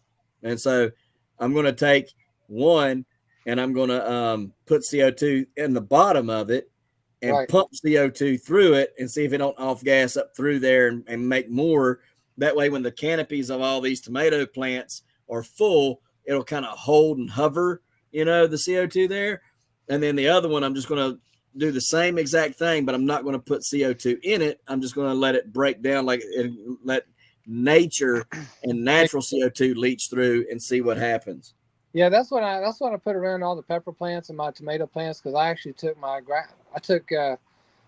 had horse manure, cow manure, leaf litter, and coffee grounds, blended those down, broke them down real good, mixed them up, and I put those around the plants, not touching the plant, but close enough. So hopefully it will leach the same thing out there. And it did well for me last year. I did it on the peppers and my sunflowers and stuff and tomatoes. So, I feel like that's a good way that you do a couple things by doing that. One is you're always building your organic matter in your soil. Because, people ask me, well, when do you start working on it? I said, I never stop working on it. Mm-hmm. I work my soil all year long. Every day that I'm outside working in the garden, I'm finding things to add to my soil to make it not much better. So, I tell people, I said, you should never stop working on your soil. Absolutely. Even when it's never done, especially if you want to always produce for you. But I was just curious if you've done it like that. I've had great success with it. And it's good. It keeps the weeds out too. Oh, heck yeah. Absolutely. Yep. Well, guys, it's getting late. I'm going to have to get off here because I got to eat still. But let me go through all the stuff we have coming up. So next week, we got Nick Kennedy going to be on. Week after that, we've got Adam Weber, another giant grower, who's going to be on. June 25th, we got Jesus Loving Homestead. July 2nd, we got Milk and Honey Homestead. July 9th, we got Flourish Florida Farm. July 16th, we've got Big Valley Living. July 23rd, we got Where to Begin Homestead. July 30th, we're switching back to Giant Growers. We got Emmett Andrews coming on. August 6th, we got Destin Note, the Texas garden guy. August 13th, we've got Angela, the Inquisitive Farm Wife. August 20th, we got another Giant Grower going to be on, Cameron Barron. August 27th, we've got Gillum Farm. September 3rd and September 10th are kind of reserved right now for Professor Toto. If you don't watch Professor Toto, go check him out here on YouTube under Shane Vaughn. He teaches the Conservative College. It's a great show that he teaches. So then September 17th, we've got Lisa from Yogi Hollow Farms. September 24th, we've got the Plant Professor, Vikram. September 30th, we've got Joe, the Garden State Gardener. Then August 8th, 15th, 22nd, 29th is opens, or excuse me, October 8th, 15th, and 22nd, 29th is opens. We got to fill those slots. Then November 5th, we've got Enoch Graham, the Urban Gardener, coming back on with us. So got lots of good guys coming on. And so we're going to have a lot of fun. If you guys want to be on the show, just email me at babydrill2119@yahoo.com. And in the subject, put live stream, and we'll get you the schedule and get you guys scheduled for a live stream with us. But guys, I really appreciate you guys taking the time tonight and joining us. It's been a lot of fun. I think we covered everything. Is there anything you guys think we missed? You know, we always have great, deep conversations in the wide spectrums. I learn a lot from you guys all the time. You guys have done your research, your science, and I appreciate you guys having me on and stuff. I apologize for being late, but you're good, man. I work in my garden daylight to dark 30. That's right. That's right. So, but I think we're going to have the conversation. Like I said, I wanted to do that show, and you guys said that we could do it, but we're going to have to rework some things. But I think we could do a weekly show, not on Tuesday, but some other day, and have a lot of fun with it, because we can talk about what we're doing in the patch and what we're seeing in our patches and stuff. So we'll have to have that conversation at a later date. But it's been a lot of fun tonight.